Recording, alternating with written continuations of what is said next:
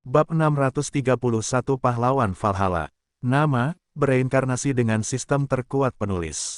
Plus mematikan mengatur ulang, kurang dari Einherjar lebih besar dari. Para Einherjar adalah prajurit elit yang dipilih oleh Odin, dan diberkati oleh Dewi Freya.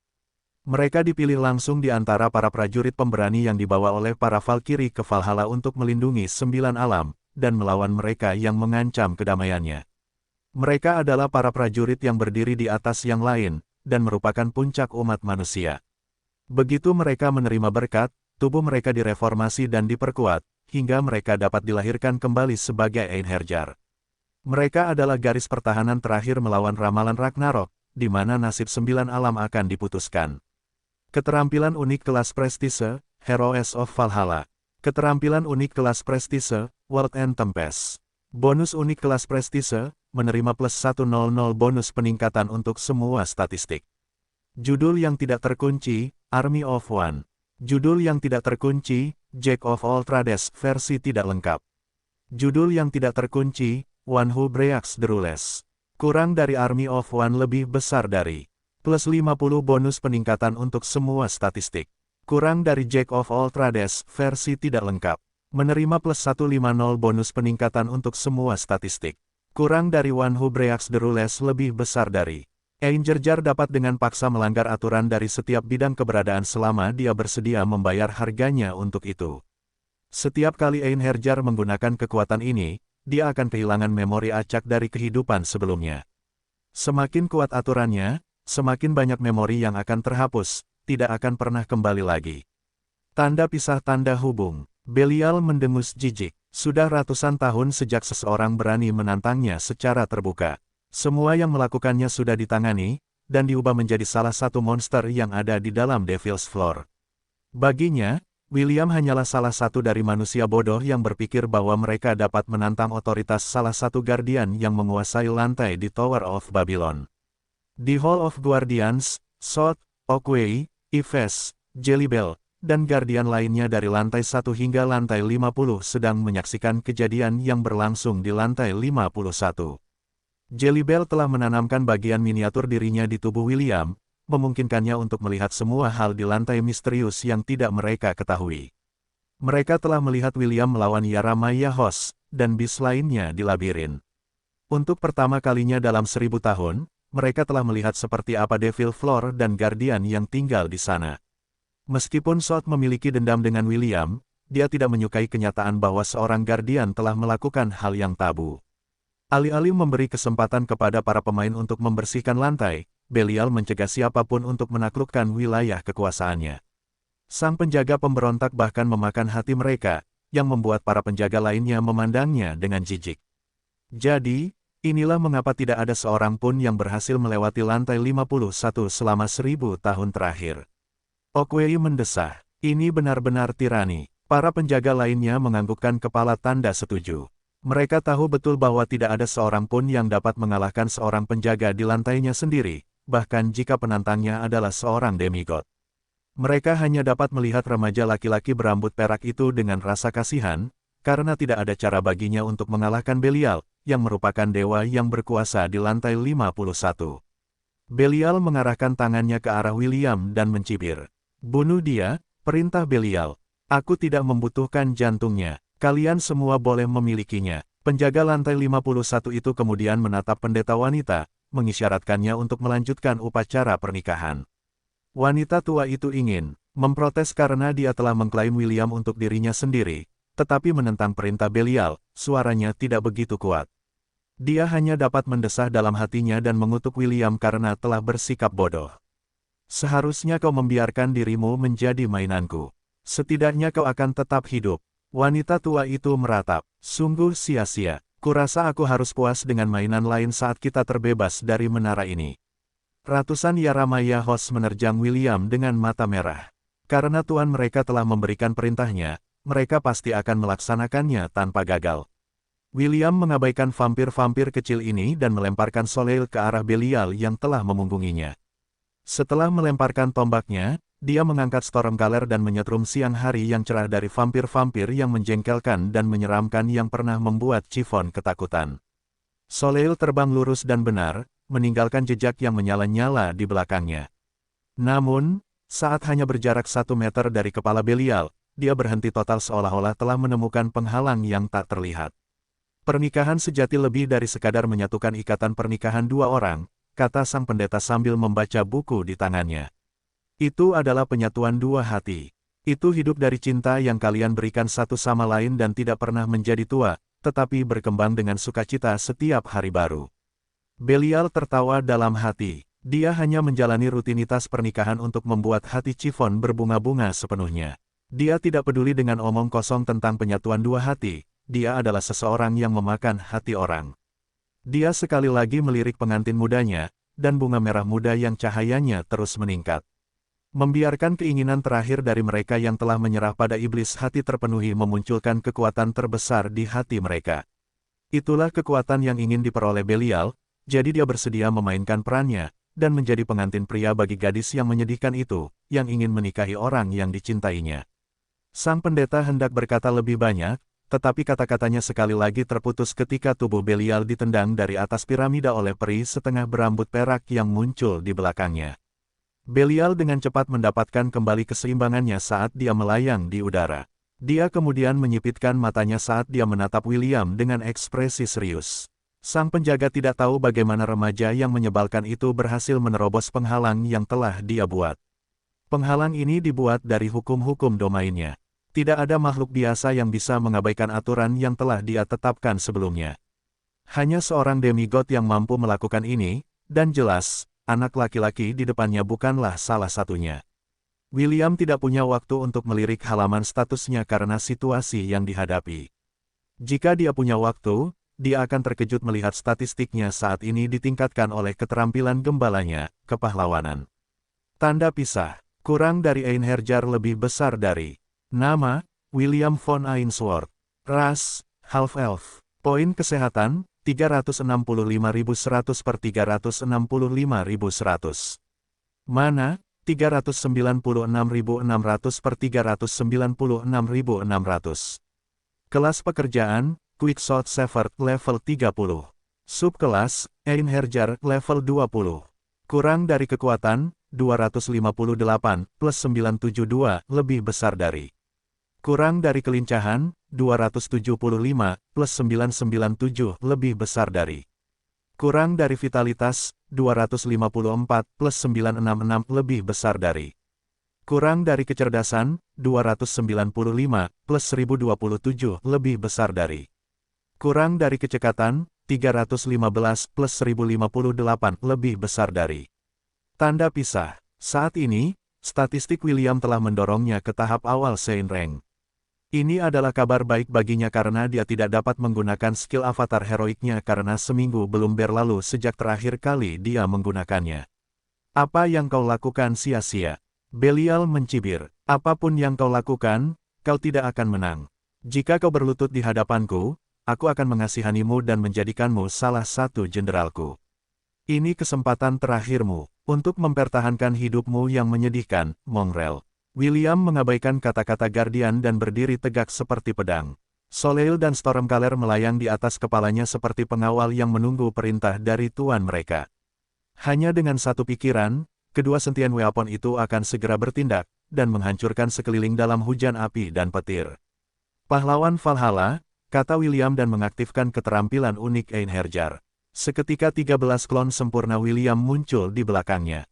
Masing-masing klon ini sekuat William, dan mampu menggunakan semua kemampuan yang dimilikinya.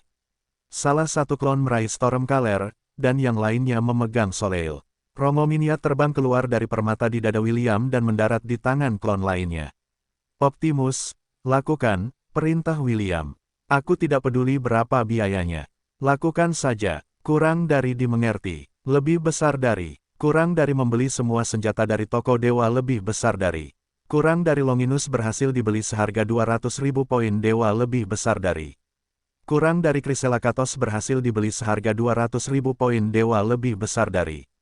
Kurang dari Gungnir berhasil dibeli seharga 200.000 poin dewa lebih besar dari. Kurang dari Gaebold berhasil dibeli seharga 200.000 poin dewa lebih besar dari. Kurang dari Caliburn berhasil dibeli seharga 200.000 poin dewa lebih besar dari. Kurang dari Grail Sword berhasil dibeli seharga 200.000 poin dewa lebih besar dari. Kurang dari Galatin berhasil dibeli seharga 200.000 poin dewa lebih besar dari. Kurang dari Arondit berhasil dibeli seharga 200.000 poin dewa lebih besar dari. Kurang dari Corehouse berhasil dibeli seharga 200.000 poin dewa lebih besar dari. Kurang dari Claren berhasil dibeli seharga 200.000 poin dewa lebih besar dari. Senjata-senjata yang dibeli William semuanya jatuh ke tangan klon-klonnya. Ini adalah senjata-senjata yang merupakan bagian dari seni perang dewa petirnya yang belum pernah dia gunakan sebelumnya karena kekuatannya tidak cukup untuk membuka semuanya. Namun, sekarang berbeda. Sebagai seorang Einherjar, ia ahli dalam menggunakan semua jenis senjata berkat kelas gladiator yang dipilih Optimus. Dengan ini, klon William kini dapat menggunakan semua seni perang miliknya menggunakan senjata aslinya. Apa artinya ini? Ini berarti tidak akan ada lagi batas waktu 1 menit saat keterampilan itu digunakan. Selama klonnya aktif, mereka akan dapat menggunakan seni perang senjata mereka masing-masing, tanpa batas. Setelah mereka menerima senjata masing-masing, ke-13 klon itu bergerak beberapa meter dari William dan Chiffon, dengan senjata mereka diarahkan ke 13 arah yang berbeda. Mereka seperti anggota pengawal kerajaan yang melindungi raja mereka dari ancaman apapun yang akan membahayakan nyawanya. William memegang tangan Chiffon dan meremasnya pelan sebelum melirik pendeta yang masih memegang buku di tangannya. "Lanjutkan upacaranya," kata William. "Akulah yang akan menikahi gadis ini." William menduga pendeta wanita itu tidak akan bekerja sama, tetapi yang mengejutkannya, pendeta wanita itu hanya menganggukkan kepalanya dan melanjutkan apa yang telah ia tinggalkan sebelumnya. "Semoga kalian selalu dapat membicarakan banyak hal, saling curhat, saling tertawa, menikmati hidup bersama, dan berbagi saat-saat tenang dan damai, saat hari telah berakhir. Semoga kalian diberkati dengan kebahagiaan seumur hidup dan rumah yang hangat dan penuh pengertian." Setelah mengucapkan kata-kata ini, sudut bibir wanita itu melengkung membentuk senyuman. Ia datang untuk memenuhi janji yang telah ia buat ribuan tahun yang lalu. Namun, ia hanya dapat melakukan sedikit hal. Ia berharap bahwa prajurit berambut perak di depannya akan cukup kuat untuk melindungi pengantin mudanya. Karena jika tidak maka harga yang harus ia bayar untuk memasuki menara Babilonia akan sia-sia. Belial mengangkat tangannya dan pasukan di bawah komandonya berteriak serempak. "Bunuh!" perintah Belial sambil terbang menuju William. Ia berencana untuk menghadapi si pembuat onar itu sendiri, dan menyerahkan kloningan itu kepada bawahannya. Melihat bahwa sang penjaga memutuskan untuk menghadapinya secara langsung, William pun menjawab tantangan itu. Ia tidak akan membiarkan pria lain menikahi Chiffon. Gadis berambut merah muda itu telah sangat menderita di kehidupan sebelumnya dan saat ini. Jika ia membiarkan sang penjaga memakan jantungnya, maka ia tidak akan bisa memaafkan dirinya sendiri selama sisa hidupnya. William memegang tongkat kayu yang telah menemaninya sejak kecil. Bagi yang lain, senjata ini mungkin adalah senjata paling biasa yang pernah ada. Namun, hanya sedikit yang mengetahui bentuk asli senjata ini. Itu adalah senjata yang dibawa oleh Dewa Gembala sejak ia lahir di kuil 10.000 dewa. Senjata itu sangat mirip dengan senjata lili, tongkat permen. Jika seseorang hanya melihatnya dari luar, itu sama sekali tidak mengancam. William masih belum tahu wujud asli tongkat kayunya, tetapi ada sesuatu yang dia tahu dengan pasti. Tongkat kayu di tangannya tidak bisa dihancurkan. Bahkan jika dia berhadapan dengan pedang paling tajam di multiverse, tongkatnya tidak akan terpotong menjadi dua. Dia memutuskan untuk melawan Belial karena yang terakhir tidak akan berani menyakiti Chiffon karena dia membutuhkan jantungnya. William juga takut gadis berambut merah muda itu akan terjebak dalam baku tembak, jadi dia memutuskan untuk melawan Belial di langit. "Terangi dunia!" teriak salah satu klon William. Rongo Miniat, seberkas cahaya yang menyilaukan melenyapkan Yarama Yahos yang berada di depan klon William. Mereka semua memiliki posisi bertahan masing-masing, dan mereka tidak akan membiarkan siapapun mendekati altar. "Basmi!" teriak salah satu klon William saat dia menarik kembali tali busur di tangannya, Hirselakatos. Anak panah hijau melesat dari busur panah dan jumlahnya bertambah menjadi puluhan ribu, mengenai semua yang ada dalam sekali tembakan. Monster yang terkena serangan ini menjerit kesakitan karena anak panah yang ditembakkan oleh busur panah ini mengandung racun yang mematikan. Serang dengan presisi yang tak tertandingi, Gungnir. Tembus kehampaan, Longinus. Maju dan bunuh, Gaebol. Gelombang demi gelombang monster mencoba memanjat piramida untuk menghadapi klon William. Jumlah mereka tak terbatas, tetapi klon tersebut bertahan dan menyerang monster apapun yang berada dalam jangkauan senjata mereka. Klon William, yang memegang Arondit, memegang tangan Chiffon saat pendeta melanjutkan pernikahan di tengah pertempuran yang kacau. Sementara itu, di atas piramida, Belial dan William saling beradu. Benturan dahsyat mereka mengirimkan gelombang kejut ke udara, dan terdengar seperti gemuruh guntur. Seni perang tembakan cepat, bentuk pertama. Ujung tongkat William beradu dengan pedang Belial, yang digunakan Belial untuk mempertahankan diri dari serangan William yang tak terkendali. Railgun, sang penjaga terhempas oleh kekuatan seni perang William. Tidak hanya itu, dada Belial berlubang menganga, yang mengejutkan bukan hanya sang penjaga lantai 51, tetapi juga para penjaga menara lainnya. Tetap saja tidak berguna, kata Oakway. Tidak peduli berapa kali Belial terluka, selama dia berada di dalam domainnya, tidak ada yang bisa membunuhnya. Seperti yang dikatakan kura-kura kecil itu, luka Belial pulih dengan cepat. Kau tidak akan menang, Belial mencibir. Menyerahlah dan terima saja takdirmu. Kau benar, aku mungkin tidak akan menang, William mengakui sambil mengambil posisi bertarung. Tapi, aku juga tidak akan kalah. Seolah ingin membuktikan perkataannya, William sekali lagi menutup jarak dan menghantamkan senjatanya sekuat tenaga ke kepala Belial. Sang penjaga mengaktifkan kekuatan dunia untuk mempertahankan diri dari serangan William. Namun, penghalang yang telah ia dirikan langsung hancur dan tongkat kayu itu menghantam kepala Belial seperti semangka. Begitu serangan itu mengenai sasaran, William merasa telah melupakan sesuatu. Sesuatu yang sangat penting baginya, tetapi ia tahu bahwa tidak ada cara lain untuk menghadapi situasi saat ini.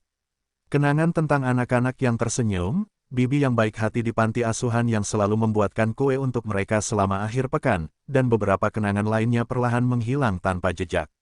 Sudah kubilang itu tidak berguna. Belial meraung dan muncul di belakang William, memberinya tendangan kuat yang mengirim prajurit berambut perak itu ke tanah. William memutar tubuhnya dan hembusan angin kencang meletus di bawah kakinya, menghentikan jatuhnya dan memungkinkannya melayang ke langit dan melawan sang penjaga untuk ronde berikutnya. Belial mendecak lidahnya karena kesal. Meskipun ia dapat muncul dan mengganggu para penantang di lantainya, masih banyak aturan di dalam menara yang mencegahnya melakukan hal-hal tertentu. Ketidakmampuannya untuk mengerahkan kekuatan penuh keilahiannya adalah salah satunya. Meskipun ia telah melanggar tabu, ada beberapa hal yang tidak dapat ia lakukan selama ia berada di menara Babilonia. Selama persyaratannya tidak terpenuhi, tangan dan kakinya terikat dan ia hanya dapat melawan William dengan Demonic Legionnya dengan kekuatan yang dimilikinya saat ini dalam tubuh fisik tempat ia tinggal. Kau tidak memberiku pilihan, geram Belial sambil terbang lurus ke arah Chiffon. Meskipun hatinya masih belum mekar sepenuhnya, kekuatan keilahian di dalamnya sudah cukup untuk membuatnya melepaskan belenggu yang mengikatnya ke menara Babilonia. Meskipun sangat disesalkan, dia tidak akan membiarkan siapapun menghalangi penantian kebebasannya selama 1000 tahun. Klon William yang memegang tangan Chiffon menyipitkan pandangannya sambil mengarahkan Arondit ke arah penjaga yang mendekat, yang bertekad untuk mengambil hati pengantin mereka. Tebas Cakrawala, teriak klon itu, hancurkan dunia, Arondit. Seberkas cahaya hitam kemerahan meletus di ujung pedang iblis yang dikatakan setara dengan kekuatan pedang Caliburn. Caliburn adalah pedang yang dikatakan lebih kuat dari pedang suci, Excalibur. Bagi Arondit untuk dicap setara dengannya, membuktikan bahwa pedang iblis ini, yang dikatakan mampu membantai naga, adalah salah satu senjata legendaris terkuat yang pernah ada. Belial menggertakkan giginya saat ia menghilang dari jalur sinar cahaya yang dimaksudkan untuk melenyapkan tubuhnya. Ia kemudian muncul kembali di depan klon tersebut dan melancarkan serangan telapak tangan yang kuat yang membuatnya terbang. Belial bahkan tidak repot-repot melihat apa yang terjadi pada klon yang menyebalkan itu dan buru-buru meraih Chiffon dalam gendongan putri. Ia kemudian berubah menjadi kabut yang membawa gadis itu ke langit. Sang penjaga berencana untuk membawa Chiffon ke tempat teraman di wilayahnya, di mana ia akan menghancurkan setiap bagian dari dirinya. Belial bahkan menyusun rencana jahat untuk melemparkan proyeksi ke langit wilayahnya, dan menunjukkan kepada William betapa tidak berdayanya ia untuk mencoba mencegah sang penjaga menghancurkan pengantin mudanya. Sang penjaga berencana untuk melakukan ini karena dendam, dan menunjukkan kepada William bahwa ia tidak dapat menghentikan hal yang tak terelakkan. Selama dia berada di domainnya, hukum dunia akan tunduk pada keinginannya.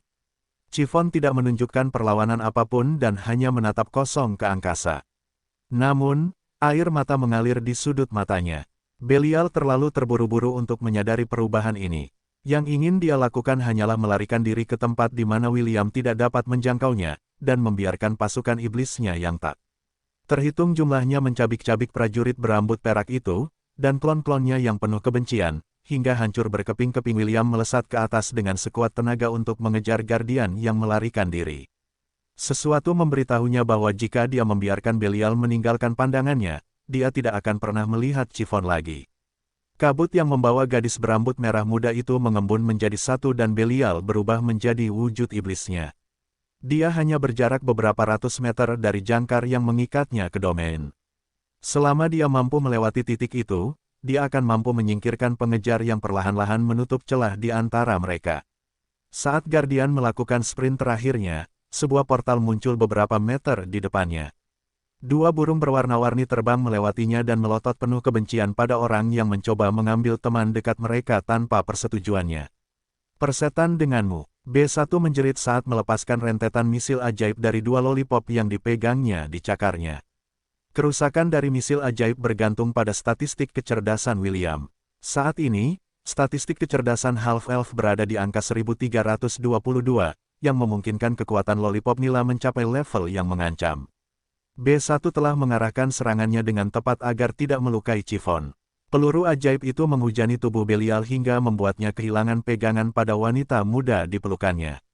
Sang penjaga hendak menyelamatkan gadis itu, tetapi gelombang kedua peluru ajaib sekali lagi menghantam tubuhnya tanpa sedikit pun belas kasihan.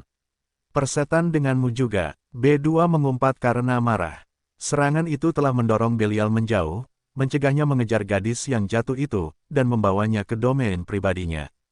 Tanpa sepengetahuan William, Chiffon diam-diam menjadikan B1 dan B2 sebagai sahabat binatangnya. Kedua burung bodoh itu telah menjadi teman dekat gadis berambut merah muda itu sejak William membawanya ke domain 1000 binatang. Mereka telah lama ingin muncul di lantai iblis karena mereka merasakan sesuatu telah terjadi pada Chiffon. Namun, hukum dunia telah mencegah mereka melakukannya. Ketika klon William, yang menggunakan Arondit, melancarkan serangan yang kuat, hubungan kedua burung itu dengan Chiffon menguat, sehingga mereka dapat menyelamatkannya. Belial meraung marah saat ia membentuk kembali tubuhnya dan menyembuhkan luka-lukanya. Ia hendak mencoba lagi untuk merebut kembali pengantin muda itu, ketika dua jeritan kuat terdengar di telinganya. Burung pemarah yang berani, tubuh kedua burung bodoh itu membesar hingga rentang sayap mereka mencapai 3 meter. B1 berubah menjadi Phoenix merah, sementara B2 berubah menjadi Phoenix biru. Kedua burung Phoenix itu menyelimuti diri mereka dalam api saat mereka menabrak Belial dengan tubuh mereka. Bajingan sialan, beraninya kau menyakiti Chiffon kami. B1 mengumpat dengan marah dan mencakar wajah Belial hingga cakarnya yang menyala-nyala mengeluarkan darah. B2 juga tidak tinggal diam saat ia menggunakan sayapnya yang membara untuk menamparkan punggung Belial hingga membuatnya batuk darah hijau. Wanita jalang, tuan ini akan mencabik-cabikmu. Bajingan sialan. B2 mengumpat saat ia mencakar, mematuk, dan menamparkan Belial dengan sayapnya, menyebabkan sang penjaga menjerit kesakitan. Saat kedua burung pemarah itu mengamuk, William menangkap Chiffon dan kembali menuju piramida. Ia tahu bahwa selama bunga merah muda itu tidak kembali ke tempatnya di dalam tubuh Chiffon, keselamatannya masih menjadi masalah. William memperhatikan bahwa tubuh Chiffon terasa dingin saat disentuh. Mungkin, itu karena kelembapan di atmosfer, atau mungkin rasa dingin Belial telah menular padanya saat ia membawanya ke langit. Sang peri setengah memeluk gadis itu. Lebih erat, ia ingin berbagi kehangatan dengannya, dan memastikan bahwa ia tidak menderita kedinginan. Para klon sedang sibuk menangkis antek-antek para penjaga dengan kekuatan senjata mereka yang unggul. Meskipun mereka kalah jumlah, kekuatan senjata legendaris bukanlah sesuatu yang bisa disepelekan. William mendarat di samping altar sambil memeluk Chiffon. Ia kemudian menatap pendeta wanita dan meminta agar upacara dilanjutkan. Pendeta wanita itu menganggukkan kepalanya, tetapi alih-alih melanjutkan membaca buku, ia menutupnya dan memberi isyarat kepada William. Ucapkan sumpahmu padanya, kata pendeta wanita. Karena ia tidak mampu memberikan jawaban, terserah padamu untuk menyatakan perasaanmu padanya. William melirik pengantin muda dalam pelukannya. Ia mengerti bahwa pendeta wanita itu benar, dan tidak ada cara bagi Chiffon untuk menjawab sumpahnya. Namun, itu tidak masalah baginya. Di kehidupan mereka sebelumnya, Chiffon-lah yang mengejarnya. Sekarang, gilirannya. William menundukkan tubuhnya dan berlutut di depan gadis berambut merah muda yang telah menemaninya dalam perjalanannya melalui menara Babilonia. Meskipun waktu yang mereka habiskan bersama tidak begitu lama, William tahu dalam hatinya bahwa ia ingin Chiffon menjadi bagian dari hidupnya selamanya.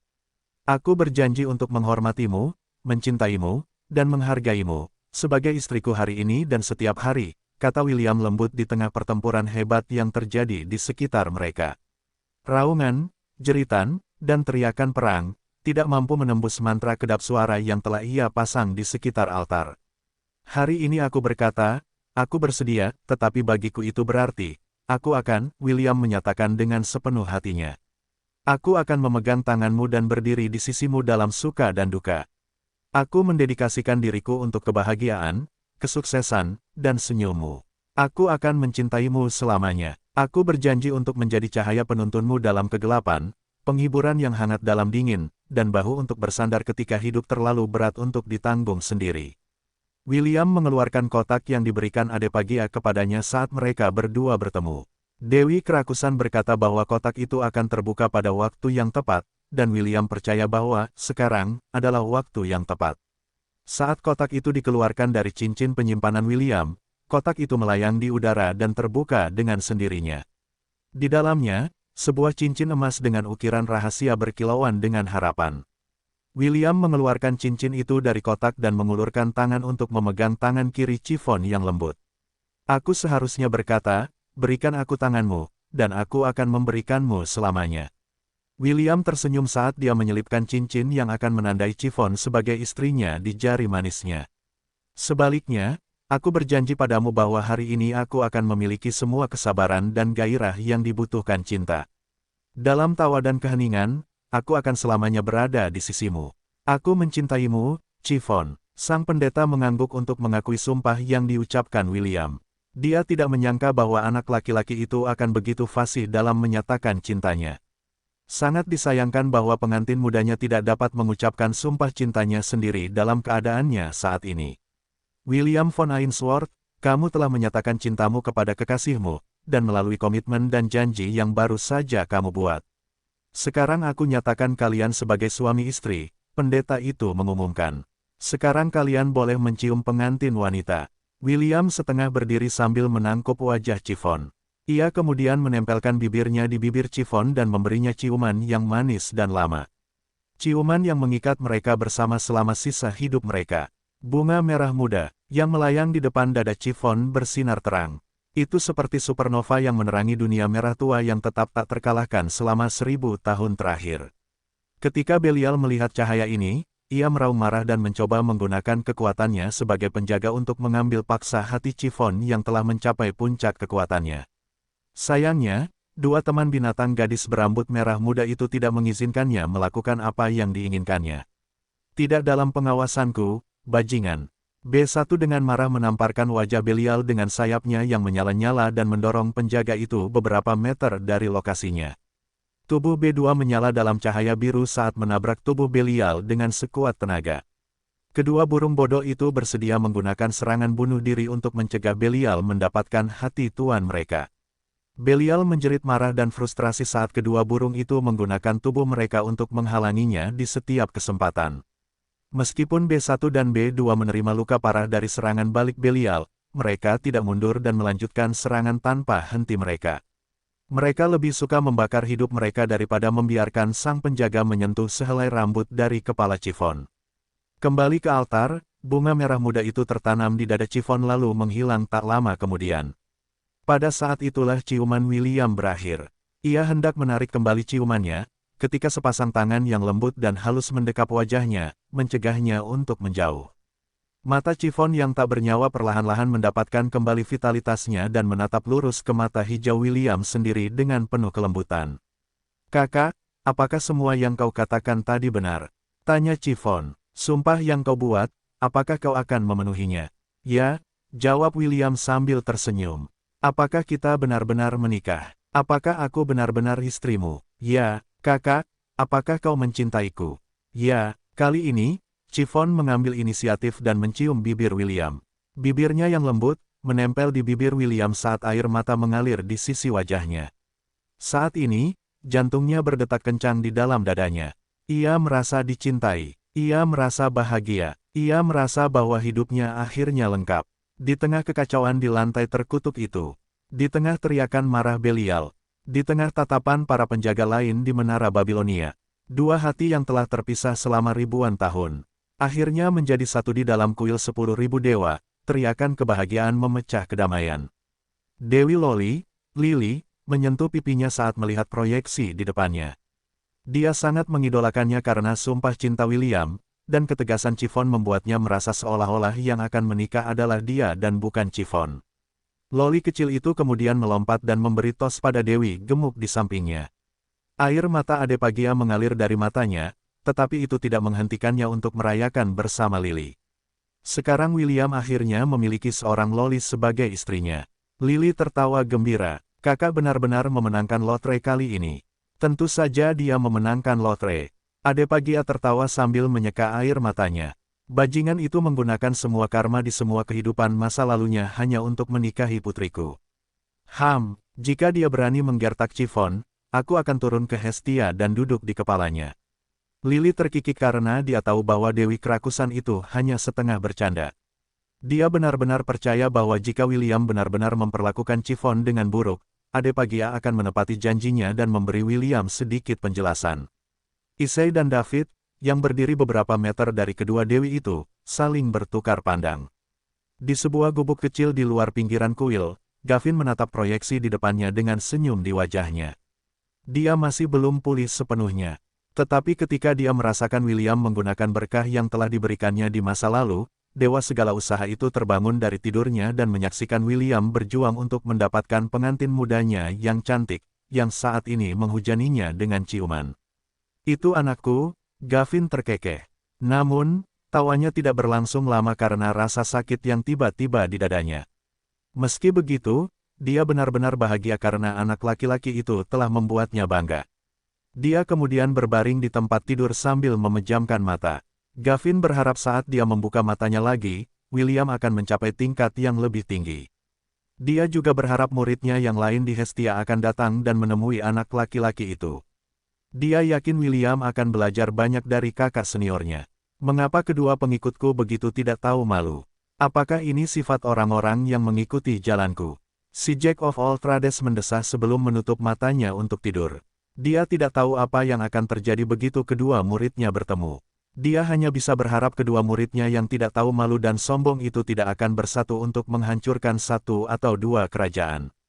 Tanda pisah tanda hubung tanda hubung tanda hubung. Chiffon mencium William dengan penuh kasih. Ini adalah pertama kalinya dia mencium seseorang, dan baginya, rasanya sangat manis. Rasanya lebih manis daripada lollipop yang diberikan half-elf itu padanya. Mungkin, itu karena cinta yang meluap yang dia rasakan untuk William, dan cintanya yang meluap-luap terhadapnya juga. Keduanya berciuman, dan berciuman lagi. Awalnya, sang pendeta tersenyum, dan para klon tersenyum. Namun, keduanya terus berciuman, tidak peduli bahwa dunia di sekitar mereka mulai menjadi jahat. Sang pendeta berdeham, dan memutuskan untuk mengakhiri pertunjukan kasih sayang di depan umum dari pasangan pengantin baru itu. Ada sesuatu yang lebih penting untuk diurus, dan keduanya bisa terus berciuman setelah mereka selamat dari malapetaka yang akan mereka hadapi. Lebih baik kalian simpan ciuman kalian untuk nanti, kata sang pendeta. Sang penjaga telah memutuskan untuk mengerahkan seluruh kekuatan domainnya untuk menghancurkan kalian berdua. Orang pertama yang mundur adalah Chiffon. Dia menatap sang pendeta selama beberapa detik sebelum memberi William satu kecupan terakhir di bibir. Setelah itu, dia memegang pipinya karena malu, dan mengalihkan pandangannya. Pada saat itulah dua sosok jatuh dari langit dan menghantam dasar piramida. Mereka tak lain adalah B1 dan B2, yang telah ditampar oleh Belial dari langit dengan menggunakan kekuatan penuhnya. Kalian manusia kecil berani menentang dewa ini. Suara penuh kebencian Belial turun dari langit membuat seluruh dunia bergetar. Aku akan menangkap jiwa kalian dan menyiksa mereka selamanya. Tiba-tiba, dunia bergetar untuk kedua kalinya. Mata para monster di sekitar piramida bersinar merah darah, dan tubuh mereka bertambah besar. Yara Mayahos yang tingginya 1 meter menjadi 2 meter, dan Cockatrice dan Basilis yang menjulang tinggi menatap dengan marah kepada mereka yang telah menentang tuan mereka. Belial berubah menjadi makhluk iblis raksasa setinggi 100 meter dengan 2 pasang sayap berdarah di punggungnya. 2 tanduknya yang melengkung bersinar dalam rona merah tua, dan matanya bersinar seperti api dari neraka. Seperti yang dikatakan pendeta, Belial sekarang mengerahkan seluruh kemampuannya. Tampaknya dia telah mencapai persyaratan untuk membuka wujud aslinya setelah William berhasil menikahi Chiffon. Chiffon, ayo kita beri pelajaran pada Guardian itu, kata William sambil memanggil tongkatnya. Jawab Chiffon sambil menatap iblis yang mencoba menjadikannya istrinya. B1, B2, ayo bertarung bersama. Kedua burung bodoh itu dengan paksa menopang diri mereka dari tanah, sebelum berubah menjadi 2 sinar cahaya. Mereka bergabung bersama dan memasuki tubuh Chiffon. Sebuah api emas kemudian mulai menyala di dahi Chiffon. Kekuatan api itu meningkat dan membubung ke udara hingga menjadi 1 kaki panjangnya. 2 pasang sayap tumbuh di belakang punggung Chiffon. Salah satunya berwarna merah, yang lainnya berwarna biru. Chiffon kemudian melengkapi sarung tangan Devourernya. Dia kemudian melayang di udara untuk menyamai tinggi William. Optimus, kumohon, aku mengandalkanmu, kata William sambil mempersiapkan diri untuk melawan Guardian of the 51 Stonefloor. Kurang dari dimengerti. Serahkan padaku, Will. Lebih besar dari. Optimus tahu bahwa William tidak punya pilihan selain menggunakan kekuatan skillnya, Rulebreaker, untuk melawan Belial secara efektif. Mereka akan dirugikan jika Guardian menggunakan kekuatan Laws of the Tower untuk melawan mereka. Meskipun harganya mahal, itu adalah harga yang harus dibayar William untuk melawan lawan yang setara dengan demigod. Klon William juga mengambil posisi bertarung. Tujuan mereka adalah untuk memusnahkan monster yang tak terhitung jumlahnya di depan mereka dan menghadapi Guardian untuk selamanya. Serang, perintah William sambil mengambil inisiatif untuk terbang menuju Demonic Guardian yang menjulang tinggi di kejauhan. Chiffon menyamai kecepatan William dan terbang di sampingnya. Ke-13 klon juga mengikuti, dan mengapit kedua kekasih itu di kedua sisi. Bunuh. Belial memberi perintah sambil melepaskan rentetan bola api yang diarahkan ke arah William dan Chiffon. Rencananya, untuk mengambil jantung gadis itu, sudah berantakan. Bahkan jika dia bisa menangkap Chiffon sekali lagi, dia tidak akan lagi memiliki kesempatan untuk menyerap kekuatan dan keilahiannya. Jika dia ingin menggunakan iblis hati untuk merusak Chiffon sekali lagi, dia harus menunggu setahun untuk melakukannya. Itu adalah waktu yang tidak lagi dimilikinya karena dia memutuskan untuk mengerahkan seluruh kemampuannya dan menggunakan kekuatan keilahian yang telah diserapnya di masa lalu. Klon yang menahan Soleil mencibir saat dia maju untuk menghadapi rentetan bola api yang dilepaskan Belial. Serap semuanya, Soleil, perintah klon itu. Soleil menjawab panggilannya dan bola api itu tersedot ke bilah tombak, semakin memperkuat kemampuannya. Berkembanglah di medan perang, klon itu meraung. Fleur du Soleil. Soleil adalah senjata pemusnah massal. William telah melihat kemampuan penuhnya saat Lu, Dewa Matahari, menggunakannya selama pertempuran mereka di domain surgawi. Tombak yang menyala itu telah lama memiliki kesadaran dan melesat di langit seperti meteor yang jatuh, yang akan membakar dan menghancurkan semua yang ada di sekitarnya. Klon itu tidak mengarahkan Soleil ke Belial karena dia tahu itu tidak akan berguna. Belial dapat menggunakan hukum dunia untuk melindungi dirinya dari sebagian besar serangan, dan William harus membayar dengan ingatannya untuk menerobosnya. William telah berkomunikasi dengan mereka bahwa Chiffon dan dialah yang akan bertarung melawan Belial. Di sisi lain, para klon akan memastikan bahwa tidak ada Antek Guardian yang akan menghalangi pertempuran mereka. Ledakan yang mengguncang dunia terjadi saat Soleil turun ke gerombolan monster. Ia langsung memusnahkan semua yang berjarak beberapa ratus meter dari lokasi pendaratannya, dan membakar abis sekelilingnya dengan api neraka. Dasar bodoh, kalian lupa bahwa aku adalah dewa dunia ini. Belial mengangkat tangannya dan api yang menyebar seperti api liar membubung ke langit dan berubah menjadi Wyvern yang menyala-nyala yang terbang menuju kelompok William. Klon William mencibir saat ia memanggil Soleil kembali ke tangannya. Dasar bodoh, tidak peduli apapun bentuknya, api akan selalu menjadi api. Klon itu mengangkat Soleil sekali lagi dan semua Wyvern api tersedot ke dalamnya seperti ngengat yang tersedot ke api. Meskipun Belial memegang keilahian api, Soleil adalah senjata Dewa Matahari.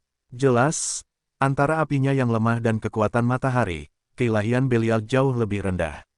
Ribuan basilis yang telah tumbuh hingga 20 meter panjangnya, mengangkat tangan mereka dan melepaskan semprotan racun yang cukup kuat untuk membunuh seekor Centennial Beast dalam hitungan menit. William hendak menggunakan mantra untuk menangkis serangan mereka, tetapi dia berhenti setelah Chiffon mengambil inisiatif untuk terbang di depan formasi mereka. Gadis berambut merah muda itu kemudian membuka mulutnya dan sebuah bola hitam berputar muncul di depannya. Seperti lubang hitam kecil, racun itu dilahap hingga tidak ada yang tersisa. Seolah menunggu isyarat itu, klon William menyebar dan turun ke tanah. Masing-masing dari mereka melepaskan kekuatan senjata legendaris mereka yang menyebabkan kehancuran besar-besaran di posisi mereka masing-masing. William dan Chiffon bergerak zigzag di udara saat mereka menghindari tanaman merambat merah yang dipanggil Belial untuk menangkap mereka. Itu adalah tanaman merambat yang sama yang telah melilit tubuh William ketika dia masih berada di dalam dunia mimpi yang dibuat oleh iblis hatinya. Serangan gila-gilaan Belial tidak menggoyahkan kedua kekasih itu saat mereka mengumpulkan kekuatan di tangan mereka. Keduanya bekerja sama untuk menangkis serangan Guardian yang tidak dapat mereka hindari saat mereka menutup jarak. Ketika mereka hanya berjarak 100 meter dari Behemoth yang menjulang tinggi di depan mereka, keduanya saling melirik dan menganggukkan kepala serempak. Keempat elemen, serta kekuatan petir bergabung bersama di tangan William menciptakan bola energi elemen pelangi yang berderak. Basmi, William meraung. Akhir dunia, kupu-kupu merah yang tak terhitung jumlahnya muncul di sekitar Chiffon saat dia juga menyiapkan serangan terkuatnya. Hancurkan kekosongan, teriak Chiffon. Sayap darah. Badai, keduanya melancarkan serangan gabungan mereka ke dada Belial. Namun, seperti yang diharapkan William, penghalang yang kuat telah didirikan di tempatnya. William menggertakkan giginya saat gambaran yang tak terhitung jumlahnya dari kehidupan masa lalunya menghilang dari ingatannya. Seorang wanita cantik dengan rambut hitam panjang, memegang busur di tangannya berdiri dengan elegan di kejauhan. Posenya adalah gambaran kesempurnaan saat dia melepaskan anak panah dari tangannya. Isakan pelan lolos dari bibir William saat gambaran sekilas itu lolos dari ingatannya. Itulah pertama kalinya dia melihat Belle di akademi, dan dia jatuh cinta padanya pada pandangan pertama. William meraung saat ingatannya terbakar abis. Penghalang di depannya hancur dan serangan Chiffon, menghantam dada Guardian dengan kekuatan penuh, menghancurkannya sepenuhnya. Para Guardian yang menyaksikan pertempuran tidak dapat mempercayai apa yang mereka lihat. Mereka telah lama membuang gagasan bahwa William dapat mengalahkan Belial dengan sukses. Namun, pemandangan di depan mereka membuat mereka menyadari bahwa mereka sepenuhnya salah. Jeritan kesakitan Belial bergema di seluruh lantai iblis, dan bersamaan dengan itu, pertemuan pertama William dengan Belle terhapus dari ingatannya. Sebuah ledakan dahsyat mengguncang lantai 51 saat Guardiannya diledakkan oleh serangan gabungan William dan Chiffon. Mustahil. Belial menatap dadanya, di mana beberapa retakan menyebar dengan cepat. Dia telah memanfaatkan hukum lantai iblis untuk membuat dirinya praktis tak tersentuh dan tak terkalahkan. Namun, untuk beberapa alasan, William terus-menerus melanggar aturan yang telah ditetapkannya untuk mencegah siapapun melewati lantai 51. Semua Guardian yang melihat kejadian ini memiliki ekspresi tidak percaya di wajah mereka. Mereka tidak menyadari harga yang harus dibayar William setiap kali dia melanggar aturan menara Babilonia. Belial perlahan bangkit dari tanah saat retakan terus menyebar di sekujur tubuhnya. Klon William menghancurkan semua yang ada di sekitar mereka, jadi tidak ada monster yang bisa mendekati master mereka, yang berada di ambang kehancuran total. Siapa kau? Belial meraung marah. Siapa kau sebenarnya? William mencibir pada Guardian yang berani menyentuh salah satu orang terpenting dalam hidupnya. Hanya seorang gembala, jawab William. Dan kekasih dari gadis yang kau coba nikahi tanpa persetujuannya. Belial tertawa. Namun, ia tidak tertawa karena bahagia. Ia tertawa karena marah dan frustrasi dengan keadaannya saat ini.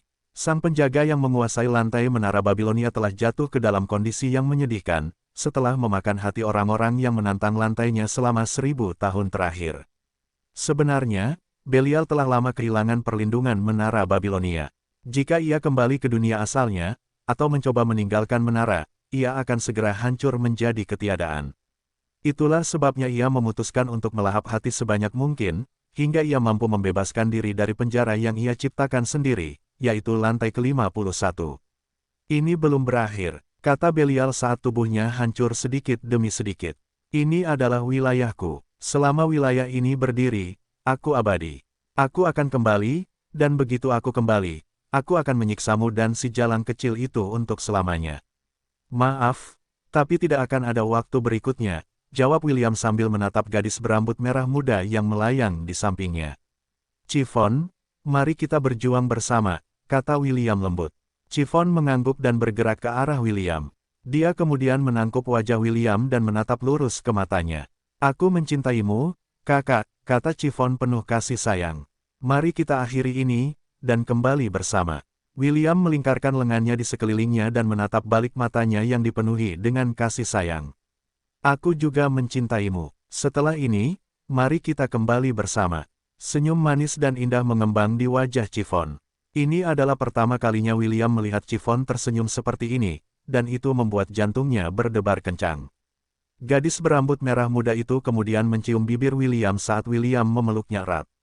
Sesaat kemudian, Chiffon berubah menjadi partikel cahaya merah muda dan terbang menuju permata yang tertanam di dada William. Familia, Oversoul. William memejamkan matanya saat kekuatan dan keilahian Chiffon menyatu dengan miliknya. Api keemasan muncul di dahi William, seperti yang terjadi pada Chiffon sebelumnya. Api itu menyala terang, seperti cinta pengantin mudanya padanya. Dua pasang sayap yang menyala-nyala tumbuh di belakang punggungnya. Sarung tangan Devourer juga terpasang di tangan William dan aura yang kuat meletus di sekelilingnya. Klon William berubah menjadi sinar cahaya berwarna-warni dan menyatu dengan tubuhnya. Senjata legendaris melayang di sekitar tubuh William saat mereka mengumpulkan kekuatan mereka untuk sepenuhnya melenyapkan Guardian yang hampir tidak bisa bertahan hidup. William mengumpulkan kekuatan unsur di tangannya dan melakukan sinkronisasi dengan senjata legendaris di sekitarnya. Wild and Tempest. William melepaskan serangan terkuat dari kelas pekerjaan Einherjar-nya. Itu adalah kemampuan yang diciptakan saat dunia hampir berakhir. Itu adalah serangan yang digunakan William saat ia menghadapi Dewa Penghancur, yang telah meratakan 9 alam hingga rata dengan tanah. Menjawab panggilannya, Rongominiat, Gaebold, Longinus, Chrysela Katos, Gungnir, Caliburn, Grelsword, Galatin, Arondit, dan Korehaus melepaskan serangan terkuat mereka. Serangan gabungan mereka menghancurkan tubuh raksasa Belial, menciptakan ledakan yang mengguncang dunia. Jeritan penuh kebencian Belial menyebar ke seluruh Devil's Floor, tetapi William tahu bahwa ini tidak cukup untuk menghabisi Guardian. Yang dilakukannya hanyalah mencegah lawannya mengambil bentuk material. Seperti yang diharapkannya, awan merah di langit berputar dan menampakkan wajah Guardian yang telah dihancurkannya. Tunggu saja, kata-kata penuh kebencian Belial membuat seluruh domain bergetar. Aku akan kembali. Ini belum berakhir. William mengangkat kepalanya untuk melihat ke langit. Tidak, ini sudah berakhir. Ketika dia menikahi Chiffon, gadis berambut merah muda itu didaftarkan sebagai salah satu anggota familianya. Apa artinya ini? Ini berarti bahwa William mampu menggunakan kekuatan dan keilahian Chiffon. Tanda pisah tanda hubung tanda hubung. Kurang dari familia lebih besar dari. Kurang dari anggota familia keempat lebih besar dari. Chiffon Hal Ainsworth. Host mampu menggunakan Devour X Divine. Host telah memperoleh familia Oversoul Skill. Meningkatkan plus 30 bonus peningkatan untuk semua statistik. Kurang dari Synchronization Rate, 35% lebih besar dari. Tanda pisah tanda hubung tanda hubung. Belial mustahil dikalahkan sepenuhnya selama ia menjadi administrator lantai 51. Selama lantai iblis masih ada, Belial akan terlahir kembali lagi dan lagi. Ini adalah satu-satunya hak istimewa yang tersisa baginya setelah melanggar tabu menara. Hak istimewa yang sama itu bertanggung jawab untuk membuat lantai 51 tak terkalahkan. Karena itu masalahnya, hanya ada satu hal yang bisa dilakukan William untuk memastikan bahwa sang penjaga akan berhenti ada, dan itu adalah melahap lantai iblis secara keseluruhan. Lahap X. Half-elf berambut perak itu membuka mulutnya dan sebuah bola hitam berputar muncul di depannya. Awalnya, bola ini hanya seukuran bola golf, tetapi tidak butuh waktu lama sebelum membesar, hingga menjadi sebesar bola basket. Belial mencibir William. Ia tidak tahu apa yang direncanakan anak itu, tetapi ia yakin bahwa apapun yang dilakukan musuhnya, itu tetap tidak akan berguna melawannya. Pada saat itulah udara di sekitar William bergetar. Beberapa detik kemudian, Salah satu Yarama Yahoo di tanah menjerit saat ditarik ke udara oleh kekuatan penghisap yang tak terlihat. Segera, lebih banyak monster naik ke udara, menjerit panik dan takut saat kekuatan yang kuat memaksa mereka dari tanah. Tidak butuh waktu lama sebelum Belial merasa ada sesuatu yang sangat salah. Dia merasa bahwa hubungannya dengan antek-anteknya hilang saat mereka ditelan oleh bola hitam berputar yang melayang beberapa inci dari mulut William. Segera, awan merah tempat dia mengambil bentuk juga ditarik oleh bola yang tampaknya melahap semua yang ada. Tidak bagus. Belial akhirnya merasa bahwa keberadaannya berada dalam bahaya besar. Dia dengan tegas menggunakan semua kekuatan yang bisa dikerahkannya untuk melarikan diri menuju wilayah pribadi yang telah direncanakannya untuk mengambil alih Chiffon sebelumnya. Namun, tepat saat dia hendak melepaskan diri dari hisapan kuat yang berasal dari bola hitam yang berputar itu, dua kata mencapai telinganya yang membuat darahnya menjadi dingin. Duel X. Belial terkejut ketika dia menyadari bahwa wujudnya saat ini tidak menanggapi perintah dan pikirannya. Tidaaaaaaaaaa.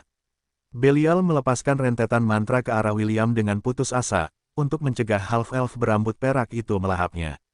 Semua serangan Guardian dihisap oleh bola hitam yang berputar, tidak menyebabkan kerusakan apapun. Kamu menang, teriak Belial. Aku MENGAKUIMU sebagai pemilik baru lantai 51. Kau telah membersihkan lantai ini. Kekuatan daya hisapnya semakin kuat, melahap monster-monster yang tak terhitung. Jumlahnya dari tanah. Jika Jekyll ada di sekitar, dia pasti akan terkejut karena kekuatan melahap William jauh melebihi miliknya. Aku tidak butuh pengakuanmu, William menjawab melalui telepati.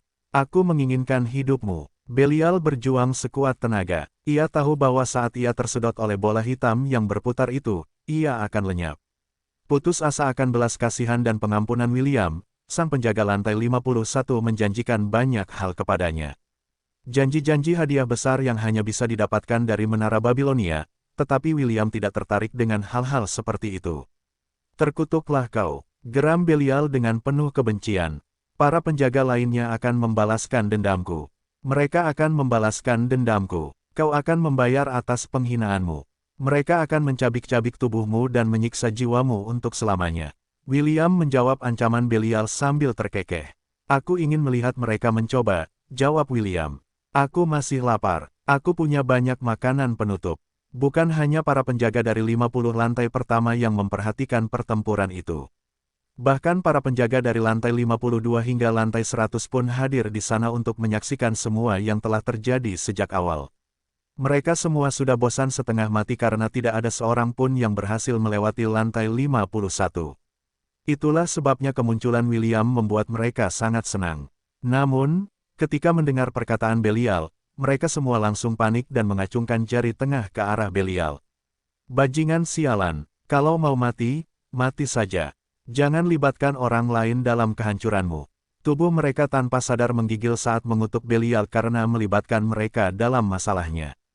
Kalau memungkinkan, para penjaga Menara Babilonia ingin menenggelamkan Belial dengan ludah karena perkataannya mungkin akan membuat William berpikir bahwa mereka akan mempersulitnya saat melanjutkan penaklukannya di Menara Babilonia. Mereka sangat takut bocah itu juga akan melahap seluruh lantai mereka, dan mengakhiri hidup mereka dengan cara yang paling mengerikan hari ini. Jumlah orang di Grand Arena jauh melebihi jumlah pertandingan sebelumnya. Itu cukup bisa dimengerti karena ini adalah pertandingan final turnamen Champions. Hari ini, keajaiban terbesar generasi muda akan dinobatkan.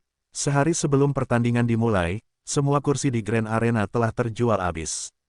Orang-orang yang berpikiran bisnis telah menggunakan kesempatan ini untuk melelang tiket mereka, sehingga mereka dapat mengambil untung dari acara akbar tersebut. Para penguasa telah mengambil tempat duduk mereka dan menantikan hasil pertandingan. Ini adalah pertandingan terakhir turnamen, jadi mereka ingin melihatnya sampai akhir. Permaisuri Andraste memiliki senyum percaya diri di wajahnya. Baginya, pertandingan ini tidak menegangkan. Dia memiliki keyakinan penuh pada putrinya. Meskipun putrinya telah menyebutkan secara sepintas bahwa Kenneth mungkin adalah salah satu dosa mematikan, Permaisuri Amazon tidak terlalu peduli. Tidak peduli apa yang diperlukan, para Amazon harus menunjukkan kepada semua orang sisi dominan mereka. Mereka adalah ras yang mengakui yang kuat. Bagi mereka, kekuatan adalah segalanya. Hampir semua ras harus mengakui bahwa peri adalah salah satu ras unggul di dunia Hestia. Namun, kaum Amazon tidak berpikir seperti itu. Bagi mereka, mereka adalah ras unggul. Mengapa? Karena mereka hanya akan mengizinkan laki-laki kuat untuk menjadi pasangan mereka, dan melahirkan anak-anak mereka. Bagi kaum Amazon, gen seseorang adalah prioritas utama. Semakin kuat orang tersebut, semakin menarik ia bagi ras Amazon. Ini juga alasan mengapa mereka mengikuti turnamen ini. Mereka mencari benih potensial yang dapat mereka undang kembali ke kekaisaran mereka dan membiarkan mereka menjadi bapak generasi. Amazon baru yang akan membuat kekaisaran mereka mencapai puncak kekuasaannya. Kenneth adalah salah satu benih yang diincar Permaisuri Andraste. Namun, karena putrinya telah menyebutkan bahwa Kenneth adalah salah satu dosa mematikan, ia pastilah seorang perempuan. Namun, saat ini, tidak peduli artefak apa yang ia gunakan untuk memeriksa jenis kelamin Kenneth, hasilnya selalu laki-laki. Tentu saja, Permaisuri Andraste telah hadir selama pertandingan terakhir Kenneth ketika rambutnya tumbuh luar biasa panjang. Dengan wajah elf yang tampak lembut, dan rambutnya yang panjang, semua orang akan menganggapnya sebagai seorang gadis. Permaisuri Andraste tidak terkecuali. Terlepas dari itu, faktanya tetap saja bahwa Kenneth adalah seorang anak laki-laki saat ini. Kecuali jika dia menggunakan artefak khusus yang mengubah jenis kelaminnya, Permaisuri Amazon akan tetap membawanya kembali ke Kekaisaran Amazon, dengan paksa jika memang harus. Kaisar Leonidas berdiri di podium saat ia menyapa hadirin yang menantikan pertarungan terakhir antara Kenneth dan Lilith. Sebagai tuan rumah turnamen, Kaisar Kreator menangani semuanya dengan sempurna. Ia tidak berhemat dalam anggaran acara dan memastikan bahwa semuanya berjalan lancar.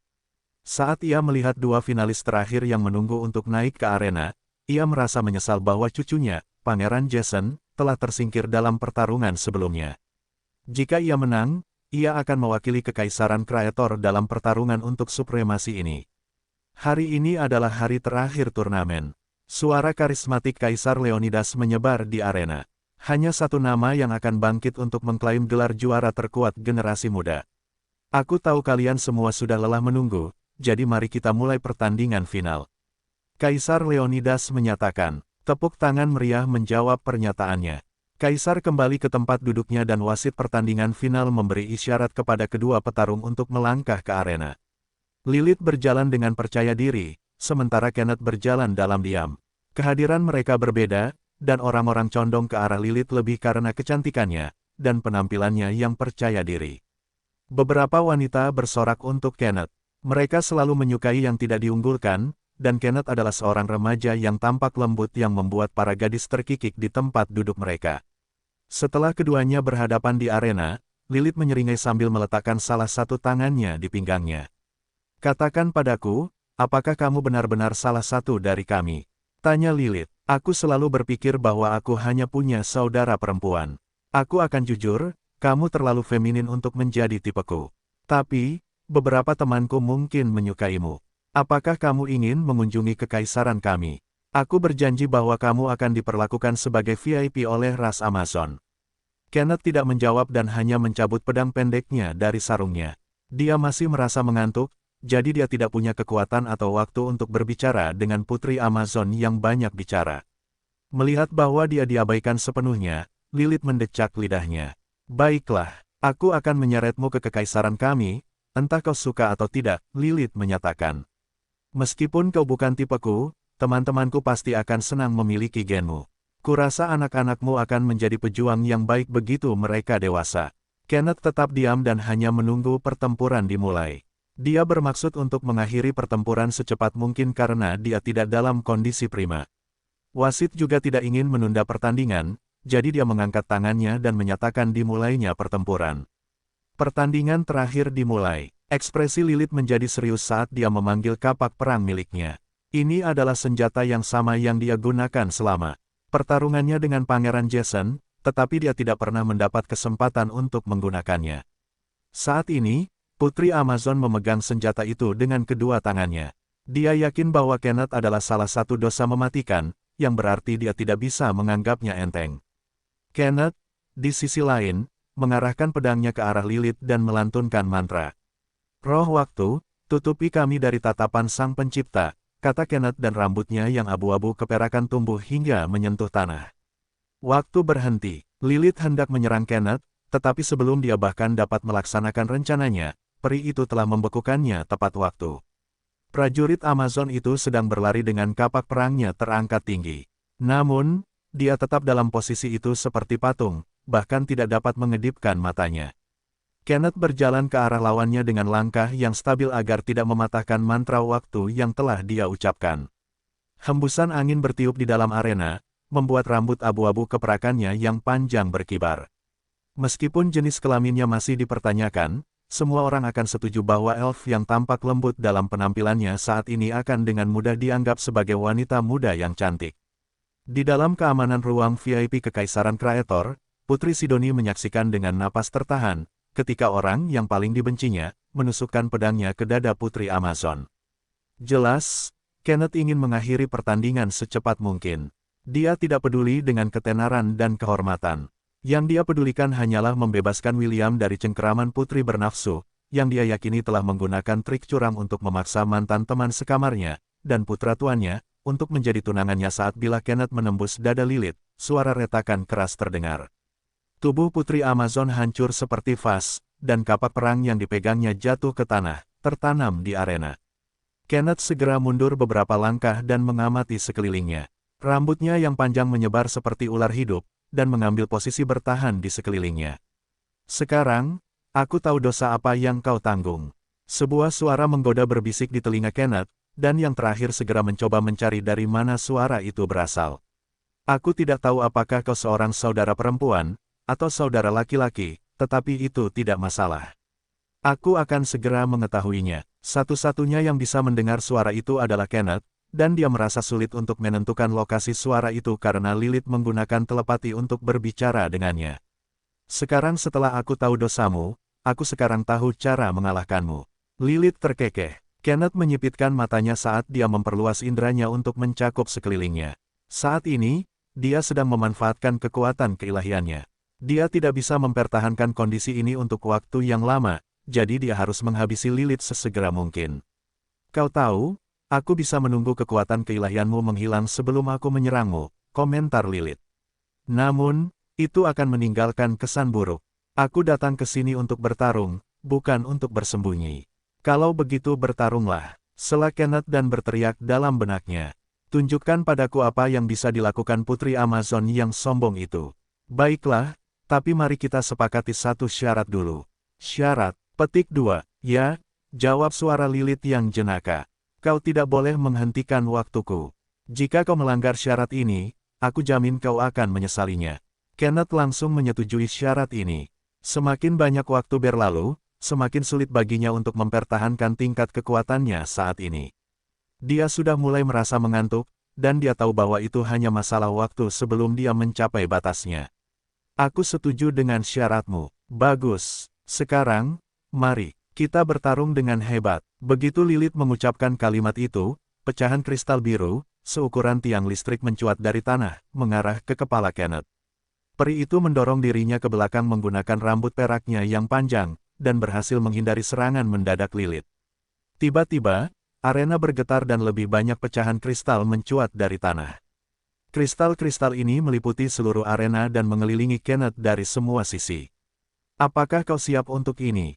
Sebuah kristal biru yang berbentuk Lilith muncul di depan Kenneth dan mengedipkan mata padanya. Kristal Nova, kristal-kristal itu meledak sendiri, mengirimkan serpihan tajam ke segala arah. Kenneth tidak bergerak dari tempatnya berdiri, tetapi rambutnya bertambah tebal dan melilit Kenneth seperti bola benang. Pecahan kristal memantul ke arah bola rambut raksasa itu, seolah-olah mengenai baja yang diperkuat. Kristal-kristal yang pecah ini berubah menjadi debu kristal berkilauan yang jatuh ke tanah, melapisinya dengan warna kebiruan. Sekarang aku juga tahu dosamu, kata Kenneth setelah melepaskan diri dari posisi melindunginya. Kau keserakahan, ya, tetapi kau tidak cukup mengenalku. Lilith terkekeh, kau seharusnya merasakan sakit, sekarang juga. Begitu Lilith selesai mengucapkan kata-katanya, Kenneth merasakan sensasi terbakar di sekujur tubuhnya. Ia buru-buru merobek lengan jubahnya, dan melihat kulitnya mulai membiru. Setelah mengamati lebih dekat, ia menyadari bahwa warna biru itu sebenarnya adalah debu kristal yang telah dimanipulasi Lily untuk menembus pori-pori kulitnya. Dari sana, prajurit Amazon mengaktifkan kekuatannya dan menyerang Kenneth di tempat yang paling tidak diduganya. Kulit biru itu sekarang ternoda oleh darah merah saat debu kristal itu menembus jauh ke dalam tubuhnya. "Jangan khawatir, aku tidak berencana membunuhmu," kata Lilith dengan senyum menawan. "Kakak-kakakku pasti senang memiliki lelaki tampan sebagai mainan mereka. Lagi pula, kau adalah salah satu dari jenisku. Mereka pasti akan mempertimbangkan itu saat memerasmu hingga kering." Saat darah merah mewarnai pakaian Kenneth, peri itu tetap tenang dan mengaktifkan kekuatan keilahiannya. Dia menatap senyum menggoda di tempat Lilith sebelum menggunakan salah satu kartu trufnya.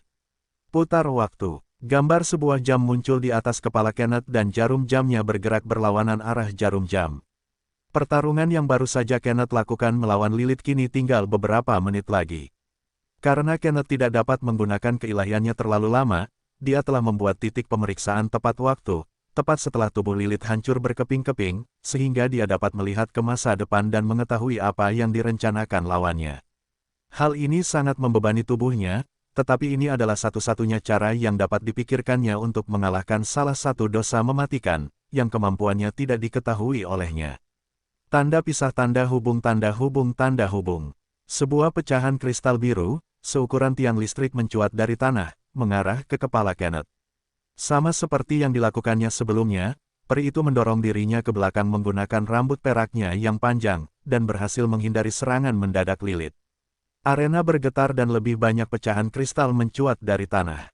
Kristal-kristal ini meliputi seluruh arena dan mengelilingi Kenneth dari semua sisi. "Apakah kamu siap untuk ini?" Sebuah kristal biru yang berbentuk Lilith muncul di depan Kenneth dan mengedipkan mata padanya. Kenneth sekali lagi mengaktifkan keilahiannya saat dia memegang pedang pendek di tangannya. Dia sekarang merasa sangat mengantuk, jadi dia harus memanfaatkan waktu yang tersisa sebaik-baiknya. "Perpanjanglah momen itu," kata Kenneth lembut. Seketika, dunia di sekitarnya menjadi selambat setengah kecepatan siput. Jika seseorang tidak memperhatikan, mereka mungkin berpikir bahwa waktu di dalam seluruh arena telah berhenti total. Itu hanya setengah benar. Yang dilakukan Kenneth adalah memperlambat waktu di seluruh arena, termasuk waktunya sendiri. Satu-satunya hal yang bekerja lebih cepat dari biasanya adalah otaknya, dan ia menggunakannya untuk menghitung gerakan yang perlu dilakukannya untuk mengalahkan Lilith. Setelah menghitung jumlah divinity yang tepat yang perlu digunakannya untuk mengalahkan Putri Amazon, Kenneth sekali lagi mengaktifkan kartu trump-nya yang lain. Time Leap. Peri itu melangkah maju, sementara dunia di sekitarnya bergerak dengan kecepatan yang sangat lambat. Ia tidak menyerang kristal Lilith, tetapi malah berlari menuju kapak perang yang tertanam di tanah. Time Leap memiliki batasan tertentu. Saat ia menggunakan kemampuan ini, hanya tubuh Kenneth yang diizinkan melewati ruang dan waktu. Ini berarti ia harus meninggalkan segalanya, termasuk pakaiannya. Untungnya, kapak panjang yang berkibar di belakangnya melilit tubuhnya, menciptakan armor ringan yang sekeras baja. Peri itu kemudian menyalurkan kekuatan fisiknya ke kaki kanannya dan menendang gagang kapak perang dengan sekuat tenaga. Kapak perang itu terbang di udara, dan segera berubah menjadi Putri Amazon, yang terkejut karena dia tidak tahu apa yang telah terjadi. Percepat. Dengan kecepatan tinggi, Kenneth melompat ke udara dan memberikan tendangan berputar, mengenai dada Lilith tepat di dada. Kekuatan pukulan itu cukup kuat untuk mengirim Lilith terbang ke tepi arena. Seteguk darah menyembur ke udara saat Putri Amazon menerima pukulan dahsyat lainnya dari lawannya. Mengapa dia begitu cepat? Pikir Lilith sambil mencoba menggunakan seluruh kekuatannya untuk menahan serangan lanjutan Kenneth. Bukankah dia seharusnya lambat? Apa yang terjadi di sini? Putri Amazon tahu bahwa tidak masalah apakah dia berhasil bertahan melawan serangan Kenneth atau tidak. Dia akan tetap didorong keluar dari arena terlepas dari apa yang telah dia lakukan. Satu-satunya pilihan yang dimilikinya adalah apakah dia akan mampu mencegah cedera lebih lanjut di tubuhnya, atau menderita pukulan mematikan yang dapat membahayakan hidupnya. Sambil menggertakkan giginya, Lilith memilih untuk memblokir serangan Kenneth apapun yang terjadi. Bahkan jika dia kalah dalam pertempuran ini, dia akan tetap menyeret bocah itu kembali ke kekaisaran mereka untuk membalas dendam. Kenneth telah tiba di hadapan Lilith dan hendak memberikan pukulan terakhir ketika, tiba-tiba, posisinya goyah di udara. Keduanya jatuh ke tanah, dengan Lilith hampir jatuh dari arena. Untungnya, dia mengubah tangan dan kakinya menjadi kristal, dan menggalinya dalam-dalam untuk mendapatkan pijakan. Meskipun dia tampak seperti monyet yang berpegangan erat di tepi arena, dia berhasil mencegah dirinya jatuh sepenuhnya. Putri Amazon merangkak kembali ke tempat yang aman di arena dan melirik lawannya yang saat ini terbaring di tanah. Rambutnya yang panjang berantakan, tetapi volumenya cukup untuk menutupi tubuhnya. Lilith dengan hati-hati mendekati Kenneth dan menusuknya dengan kakinya. Melihat bahwa peri itu tidak bereaksi terhadap apapun, Amazon mengumpulkan keberaniannya dan bergerak mendekat. Saat Amazon itu menatap lawannya, dia mendengar dengkuran, yang membuatnya menyadari bahwa lawannya sebenarnya tertidur di tengah pertempuran mereka. Lilith tidak tahu apakah dia harus tertawa atau menangis melihat keadaan Kenneth saat ini. Yah, menang tetaplah menang, renung Lilith sambil melihat ke bawah pada peri yang sedang tidur di samping kakinya. Tidak ada perasaan kesal. Lilith menendang Kenneth dari panggung pertempuran, dan yang terakhir tidak memberikan perlawanan. Dia kemudian mengangkat kepalanya dengan sikap sombong saat dia menaikkan suaranya untuk menyatakan kemenangannya. Sesuai rencana, Lilith menyatakan, "Semua yang kulakukan hanyalah akting. Ibu Permaisuri, bagaimana kemampuan aktingku?" Lilith melambaikan tangannya dan memanggil Permaisuri Andraste yang postur tubuhnya hampir ambruk karena perilaku putrinya yang tidak tahu malu. Permaisuri Andraste membuka kipasnya dan melambaikannya sedikit untuk menahan panas di wajahnya saat bibirnya berkedut, karena kesombongan putrinya yang tidak tahu malu. "Gadis bodoh, kau baru saja membuat kami terlihat buruk," pikir Permaisuri Andraste. Dia benar-benar ingin mencubit pinggang putrinya karena melakukan sesuatu yang tidak pantas bagi seorang prajurit Amazon. Tubuh Ashe dan Putri Sidoni menegang karena Lilith entah bagaimana mengingatkan mereka pada kekasih mereka yang tidak tahu malu, yang telah kehilangan kontak dengan mereka beberapa hari terakhir ini. Lilith melirik Kaisar Leonidas yang duduk di kursi kehormatan tertinggi. Sebelum dia datang ke Kekaisaran Kreator, dia telah merenungkan keinginan yang ingin dikabulkannya. Sekarang setelah dia menang, dia merasa tidak apa-apa baginya untuk mengklaim hadiah yang pantas diterimanya. "Kaisar Leonidas, bolehkah aku menyatakan keinginanku sekarang?" Lilith bertanya dengan penuh hormat. Meskipun dia terkadang bisa bersikap sombong, dia tetap diajari etika kerajaan dari garis keturunan kerajaan ras Amazon. Kaisar Kekaisaran Kreator menganggukkan kepalanya, dan memberi isyarat kepada Lilith untuk menyampaikan keinginannya. Lilith tersenyum dan hendak mengatakan apa yang paling diinginkannya ketika bunyi lonceng bergema di udara. Tepat setelah itu, suara bermartabat yang dipenuhi dengan otoritas dan keilahian menyebar ke seluruh dunia Hestia. "Ketahuilah semua orang bahwa lantai 51 Menara Babilonia telah ditaklukkan." Saya ulangi, ketahuilah semua orang bahwa lantai 51 Menara Babilonia telah ditaklukkan. Kaisar Leonidas, Permaisuri Andraste, dan penguasa lainnya dari kekuatan utama di dunia Hestia segera berdiri. Mereka tidak percaya apa yang mereka dengar. Seseorang telah mampu menaklukkan lantai iblis yang dianggap tidak dapat ditaklukkan, tidak hanya oleh orang-orang di dunia Hestia, tetapi juga para pelindung yang tinggal di dalam menara itu sendiri. Suara bermartabat dari surga itu tidak tahu, atau peduli, tentang pikiran manusia yang tinggal di dunia Hestia. Perannya satu-satunya adalah menyampaikan pesan yang telah ditugaskan untuk disampaikannya, dan telah melakukan ini sejak Menara Babilonia muncul di benua tengah. Ketahuilah semua orang bahwa orang yang menaklukkan lantai 51 Menara Babilonia tidak lain adalah William von Ainsworth. Ketahuilah bahwa orang yang menaklukkan lantai 51 Menara Babilonia tidak lain adalah William von Ainsworth. Mata Ashe dan Putri Sidoni membelalak kaget saat mereka saling berpandangan. Keduanya tidak mendengar kabar dari William selama beberapa hari terakhir dan mereka sangat khawatir tentang keadaannya dan Chiffon saat ini. Mereka tidak menyangka bahwa dengan cara inilah mereka akan mengetahui situasi terkini William, dan mereka sama sekali tidak siap dengan berita yang luar biasa itu. Gilbert, kepala sekolah Akademi Silverwind, dan orang yang memberi William semua informasi yang diketahuinya tentang Menara Babilonia, hampir tersedak air liurnya saat mendengar pengumuman di seluruh dunia. Baru beberapa saat sejak William meninggalkan akademi, dan Gilbert yakin bahwa half-elf itu akan menyerah bahkan sebelum dia bisa mencapai lantai 51. Dia tidak menyangka bahwa bocah lelaki itu, yang telah menyebabkan masalah di akademinya, akan benar-benar mampu membersihkan lantai yang belum pernah dibersihkan oleh siapapun selama 1000 tahun terakhir. Bocah itu benar-benar melakukannya. Gilbert menempelkan tangannya di dadanya. Dia benar-benar melakukannya. Kaisar Leonidas dan para penguasa lainnya saling bertukar pandang karena ini adalah sesuatu yang sama sekali tidak terduga. Dengan perkembangan ini, era pendakian Menara Babilonia akan dimulai lagi, dan kekaisaran akan segera mulai mengirim bawahan elit mereka untuk memperjuangkan kekayaan bagi kekaisaran masing-masing. Lilith, yang telah memenangkan turnamen, telah sepenuhnya dilupakan. Dia telah berjemur di pusat perhatian, tetapi setelah pengumuman itu, ketenarannya sebelumnya terasa seperti lelucon besar. William telah sepenuhnya mencuri perhatian, dan itu membuat Permaisuri Andraste merasa kasihan pada putrinya. Namun, Putri Amazon tidak merasa tertekan atau tersinggung. Sebaliknya, matanya berbinar karena sebuah ide muncul di benaknya. Dia telah lama menginginkan Half-Elf yang merupakan putra dari Scientist of the World Tree, Lady Arwen, dan Dungeon Conqueror, Maxwell. Senyum jahat muncul di wajahnya, yang mirip dengan James ketika dia hendak menipu orang. Zagarl, sang jenderal iblis, mengerutkan kening saat mendengar pengumuman itu. Sebagai seorang iblis, ada satu nama keluarga yang paling mereka benci dan itu tidak lain adalah nama keluarga, Ainsworth.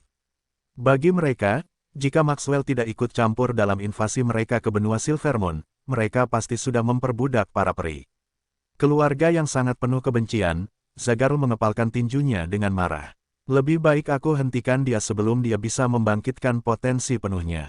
Sementara Lilith, Zagarl, dan para penguasa dari berbagai faksi di benua itu membuat rencana di kepala mereka, mereka sekali lagi mendengar bunyi lonceng yang sudah tidak asing lagi. Tidak lama kemudian, suara ilahi berbicara sekali lagi dan mengumumkan pernyataan yang menggemparkan dunia. Jika sebelumnya, pengumuman pertama mengejutkan mereka, pengumuman berikutnya membuat mereka khawatir. Ketahuilah semua orang bahwa keluarga penguasa lantai 49, keluarga Morea, sekarang dilucuti hak-haknya sebagai keluarga penguasa lantai 49, dan dengan ini diasingkan dari Menara Babel. Saya ulangi, ketahuilah semua orang bahwa keluarga penguasa lantai 49, keluarga Morea, sekarang dilucuti hak-haknya sebagai keluarga penguasa lantai 49, dan dengan ini diasingkan dari Menara Babel. Sebagai mandat Menara Babel, dengan ini saya umumkan nama pemilik baru lantai 49. Penguasa baru lantai 49 tidak lain adalah William von Ainsworth. Saya ulangi, sebagai mandat Menara Babel, dengan ini saya umumkan nama pemilik baru lantai 49. Penguasa baru lantai 49 tidak lain adalah William von Ainsworth. Tanda pisah tanda hubung tanda hubung tanda hubung.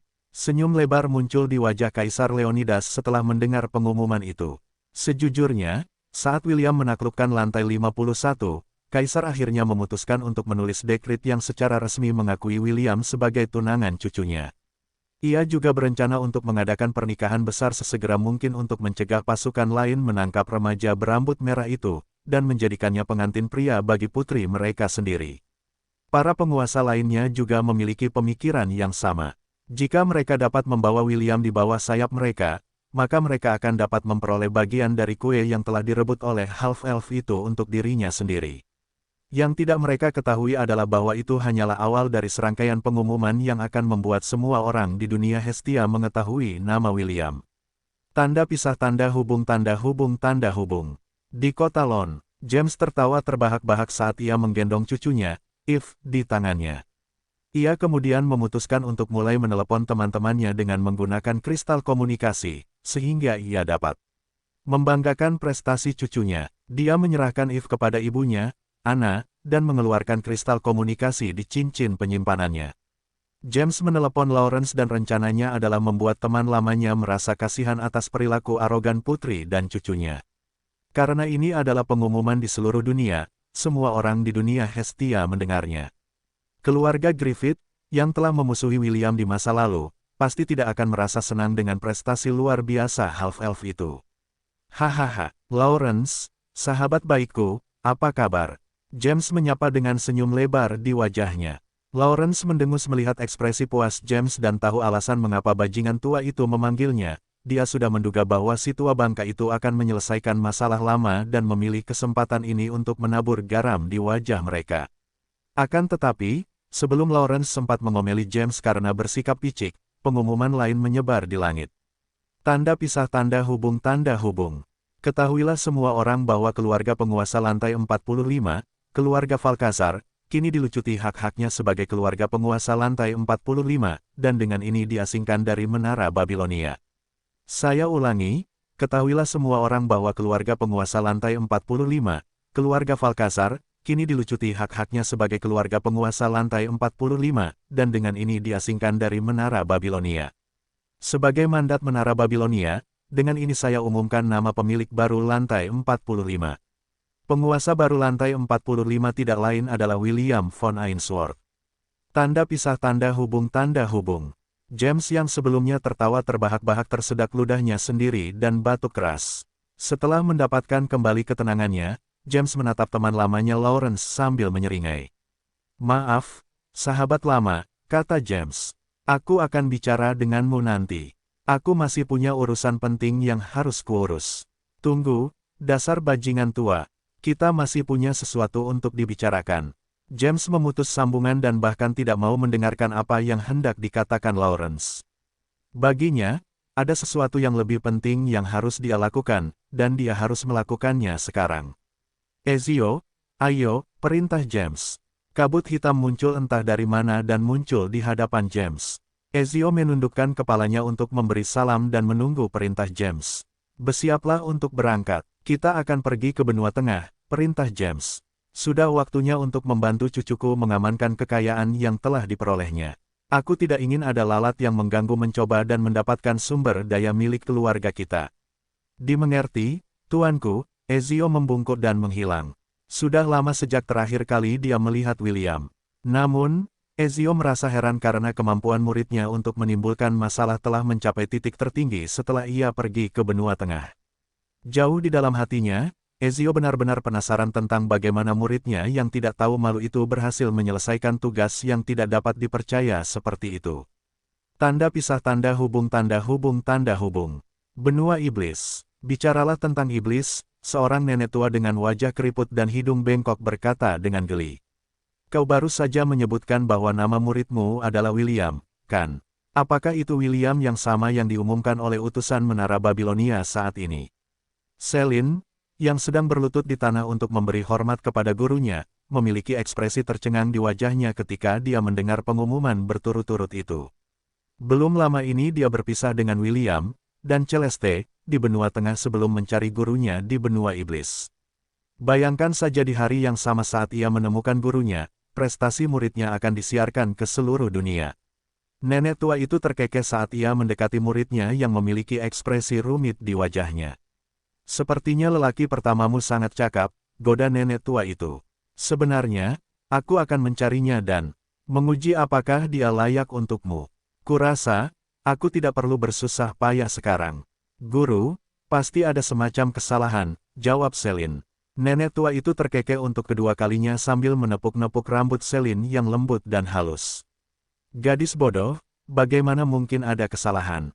komentar nenek tua itu. "Ini adalah pesan ilahi yang disampaikan setiap kali seseorang membersihkan lantai di menara. Aku telah mendengarnya beberapa kali dalam hidupku, jadi aku dapat menjamin kredibilitasnya. Namun, yang tidak kuduga adalah lelaki pilihanmu itu mampu sampai sejauh ini. Dia tidak hanya menaklukkan lantai 51, dia bahkan berhasil melengsarkan keluarga penguasa di lantai 49 dan 45. Sungguh tidak dapat dipercaya." Nenek tua itu hendak berkata lebih banyak ketika dia mendengar bunyi lonceng lagi. Baik dia maupun Celine saling berpandangan dengan heran, dan kali ini, mulut sang guru dan murid terbuka lebar karena terkejut ketika suara ilahi itu sekali lagi membuat pengumuman. Tanda pisah tanda hubung. Benua bulan perak. "Ketahuilah semua orang bahwa keluarga penguasa lantai 41, keluarga Amaral, sekarang dilucuti hak-haknya sebagai keluarga penguasa lantai 41, dan dengan ini diasingkan dari Menara Babilonia. Sebagai mandat Menara Babilonia, dengan ini saya umumkan nama pemilik baru lantai 41. Penguasa baru lantai 41 tidak lain adalah William von Ainsworth." Saya ulangi, Arwen dan Skyla berdiri berdampingan sambil menatap langit. Keduanya berada di tempat suci pohon dunia ketika mereka mendengar pengumuman tentang pencapaian William. Awalnya, Arwen tidak percaya apa yang didengarnya, namun setelah beberapa menit, suasana hatinya kembali normal. Ia kemudian berjalan menuju pohon dunia dan menempelkan dahinya ke batang pohon itu. "Itu anak kita," kata Arwen lembut.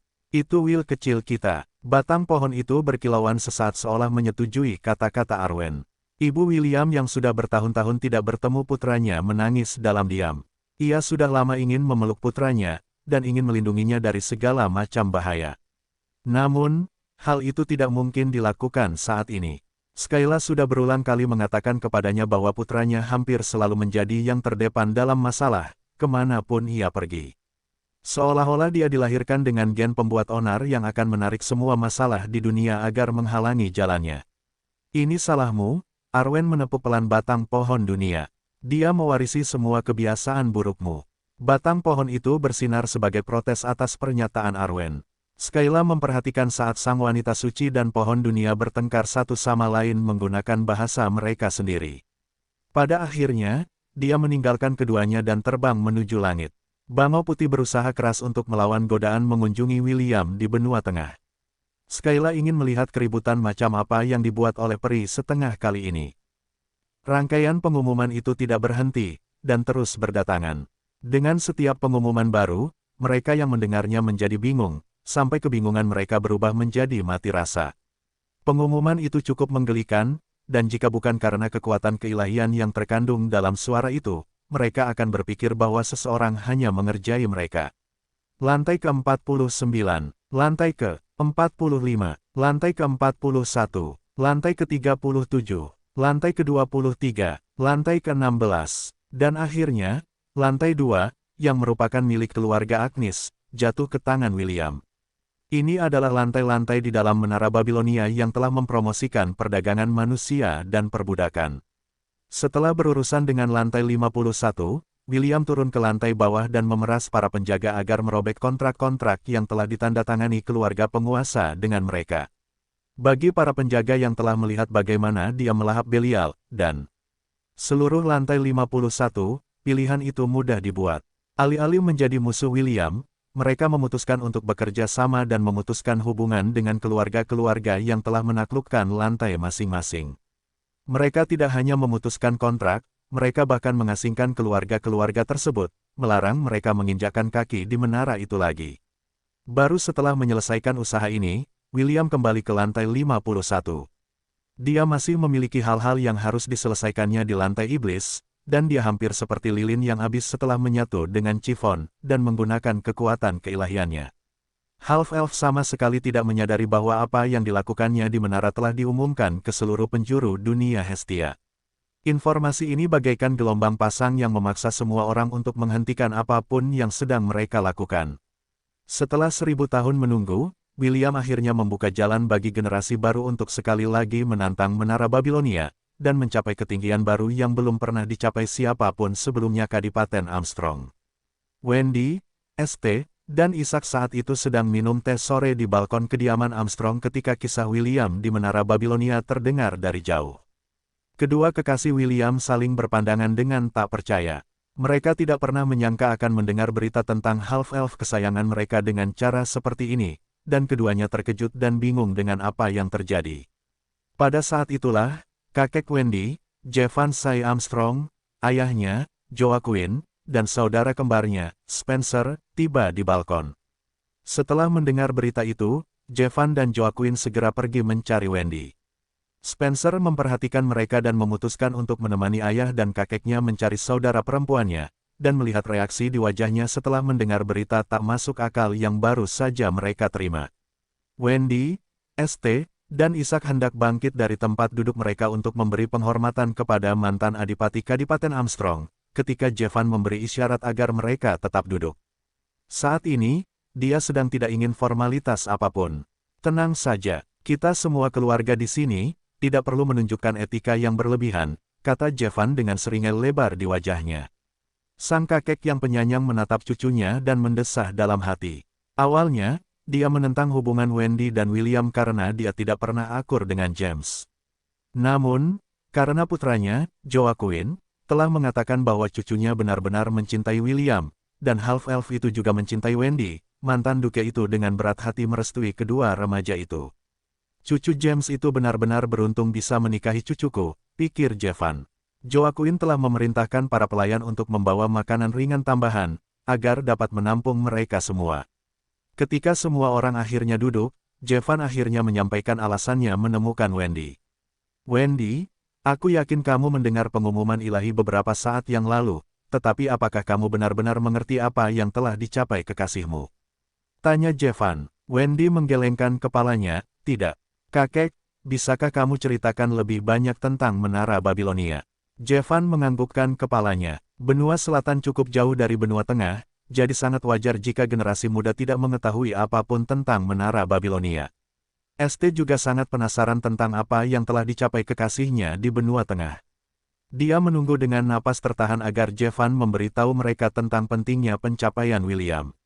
Ribuan tahun yang lalu, ketika ras akhirnya menentukan batas dunia, sebuah pengumuman, mirip dengan apa yang Anda dengar beberapa waktu lalu, didengar oleh semua orang, Jevan menceritakan. Dikatakan bahwa kekayaan, ketenaran, kehormatan, dan kemuliaan menanti mereka yang mampu menaklukkan lantai menara dan mencapai puncaknya. Bertahun-tahun telah berlalu sejak saat itu dan umat manusia dengan setia memanjat menara dan menaklukkan setiap lantai yang pernah mereka pijaki, kecuali lantai 51. Nada bicara Jevan menjadi serius saat ia melanjutkan ceritanya. Lantai iblis, seperti yang banyak orang menyebutnya, telah menjadi kuburan bagi para pahlawan dan pejuang terkenal yang tak terhitung jumlahnya yang berasal dari seluruh belahan dunia.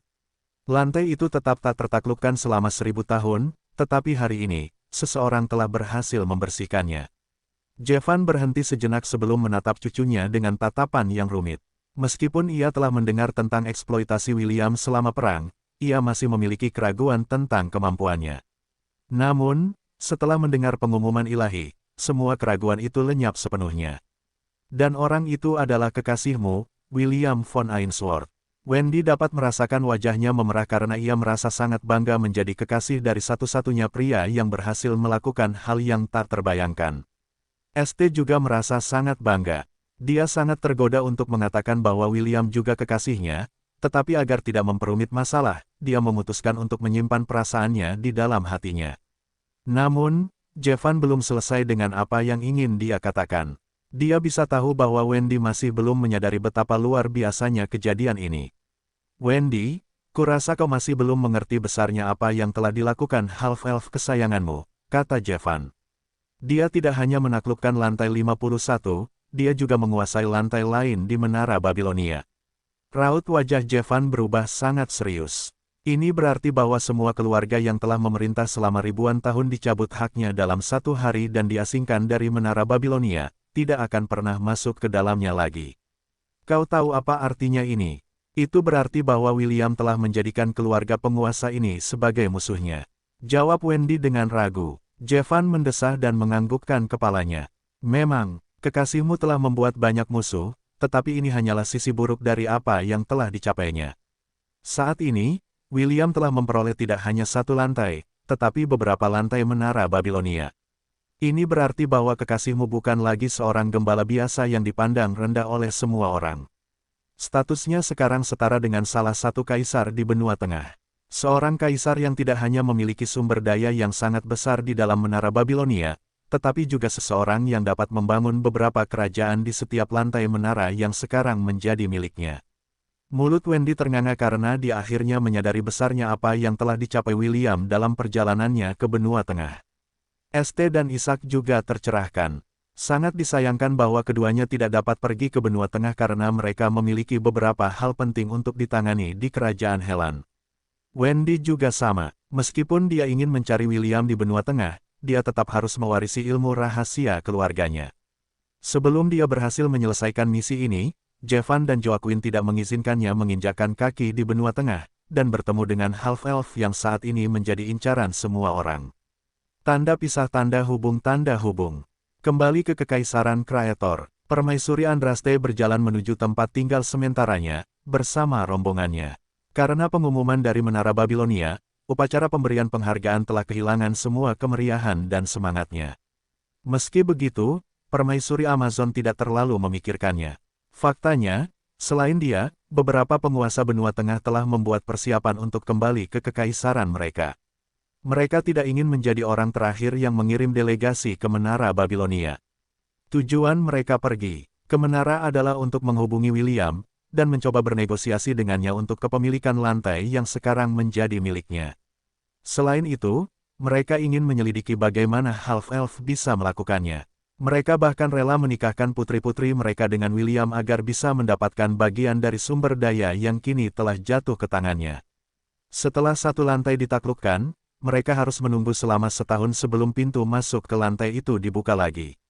William juga harus tetap berada di menara selama sebulan, agar bisa mendaftarkan kepemilikannya sepenuhnya atas lantai-lantai yang telah direbutnya dengan paksa. Permaisuri Andraste telah mengirim pesan kembali ke kekaisarannya, memberitahu Perdana Menterinya untuk mengirim prajurit elit mereka ke Menara Babilonia agar bisa menghubungi William. Dia seharusnya kembali, tetapi berubah pikiran di tengah jalan setelah usahanya untuk membawa Kenneth ke kekaisarannya gagal. Putri Sidoni datang untuk menyelamatkan elf yang sedang tidur ketika para Amazon hendak membawanya keluar dari arena. Tentu saja, Lilith turun tangan untuk menghadapi putri cantik itu, tetapi setelah Putri Sidoni mengucapkan beberapa patah kata, Lilith, para Amazon, dan bahkan Permaisuri Andraste, memutuskan untuk berkompromi dan memberikan hak asuh atas elf yang sedang tidur itu kepada Putri Kreator. Ketika mereka mendengar bahwa Kenneth sebenarnya adalah utusan dari Scientist of the World Tree, dan memiliki pesan untuk William, mereka semua mundur sepenuhnya. Saat ini, William adalah orang yang mudah tersinggung. Tidak ada yang ingin menyinggung perasaannya dengan cara apapun. Hal ini terutama berlaku bagi ras Amazon yang sangat ingin memperoleh gen Half-Elf. Meskipun Putri Sidoni berhasil mendapatkan hak asuh atas musuhnya yang penuh kebencian, Lilith masih berhasil membuat Putri Kreator menjanjikan satu hal kepadanya. Dan janji itu adalah agar William mengadakan pertemuan pribadi dengannya dan Permaisuri Andraste. Tentu saja, Putri Sidoni sudah punya gambaran tentang apa yang direncanakan Lilith dan Permaisuri Amazon, tetapi dia tidak takut. Kalau saja mereka tahu betapa tidak tahu malunya kekasihnya, mereka tidak akan berani membawa serigala berbulu domba ke dalam kandang ayam mereka. Saat Permaisuri Amazon berjalan di jalan setapak yang mengarah ke kediamannya, dia tidak bisa menahan tawa yang keluar dari bibirnya. Saat ini, seluruh dunia sedang kacau, dan itu semua karena seorang half-elf yang telah melakukan hal yang mustahil. Dia sudah lama ingin bertemu dengan remaja legendaris yang telah mencapai hal-hal hebat di benua selatan. Kuharap kau siap, half-elf kecil. Permaisuri Amazon melirik langit biru cerah dengan harapan besar saat senyum di wajahnya melebar. Tanda pisah tanda hubung tanda hubung. Sementara itu, tinggi di atas pegunungan Kirintor, seorang wanita cantik dari dunia lain duduk di tempat tertinggi di Kastil Takam. Ada senyum yang sangat senang di wajahnya, dan pipinya sedikit merah karena perasaan yang membuncah di dalam hatinya. Serius, kau benar-benar pembuat onar, pikir Ella sambil tersenyum. Sudah lama sejak terakhir kali ia melihat anak laki-laki yang dibesarkannya sejak bayi, dan hatinya sangat merindukannya. Setelah beberapa menit, ia menatap langit dan menyipitkan matanya. Ini tidak akan sama seperti terakhir kali, kata Ella. Aku tidak akan membiarkanmu melakukan apa yang kau mau. Tawa kecil yang dipenuhi rasa geli menjawab kata-katanya. Pada saat itulah sebuah suara lembut dan halus mencapai telinganya. Kita lihat saja nanti Amaldea, kata suara itu. Pada akhirnya, orang yang akan membuat pilihan adalah dia, dan bukan kau. Beberapa menit keheningan berlalu. Pandangan Ella tidak pernah goyah saat ia melihat ke balik awan. Tidak butuh waktu lama sebelum pandangannya menembus kuil 10.000 dewa. Jangan langgar perjanjian kita. Kita akan melakukan ini dengan adil dan jujur, kata Ella. Kau tidak boleh menggunakan trik kotor dan metode curang lainnya untuk mencoba memengaruhinya. Kau sudah tahu bahwa aku tidak bisa menjanjikan itu padamu, jawab pemilik suara itu dengan nada menggoda. Satu-satunya hal yang bisa kujanjikan adalah bahwa apapun keputusannya, kau harus percaya padaku bahwa aku akan menghormatinya. Amaldea mendesah dan memejamkan matanya. Ia tahu bahwa ini adalah satu-satunya kompromi yang akan diterima oleh kenalannya. Orang itu tidak bernegosiasi atau tawar-menawar. Hanya pada saat-saat yang sangat jarang kenalannya mengizinkan pengecualian, dan William adalah salah satu pengecualian itu. Beberapa menit kemudian, Ella membuka matanya dan bertanya kepada orang di depannya pertanyaan yang telah membebani hatinya sejak lama. Kapan dia akan tiba? Kenalan Amaldea tidak langsung menjawab. Sebaliknya, tampaknya orang itu berusaha memberi Amaldea jawaban terbaik yang bisa mereka berikan, tanpa melanggar hukum yang diberlakukan di antara para dewa. 2 tahun, mungkin 3 tahun, jawab orang itu. Kau yang sekarang bukanlah tandingannya. Usaha yang sia-sia untuk mencobanya. Ella mengalihkan pandangannya dan melihat ke arah benua tengah. Angin dingin pegunungan Kirintor bertiup melewatinya, membuat rambutnya yang panjang dan berwarna biru muda berkibar tertiup angin. Tidak masalah jika aku bukan tandingannya atau tidak, jawab Ella tegas. Aku percaya pada Will. Pada saat itulah tawa kecil bergema di pegunungan Kirintor. Kebetulan sekali, aku juga percaya pada Will. Legendanya akan segera dimulai. Hanya beberapa jam berlalu sejak mereka mengalahkan Belial, dan keduanya sudah sangat kelelahan. William menerima otoritas penuh atas lantai 51 dan mampu mengubahnya sesuai keinginannya. Tak lama kemudian, pemandangan berubah drastis. Dunia Crimson milik Belial, yang dipenuhi keputusasaan dan kerusakan, terhapus sepenuhnya. Dunia itu digantikan oleh dunia indah yang telah dilihat William berkali-kali dalam mimpinya. Dunia tempat ia tinggal setelah sang Valkyrie, Wendy, membawanya pergi dari medan perang berdarah di Midgard. Ya, William telah mengubah lantai 51 agar sesuai dengan ingatannya tentang Asgard.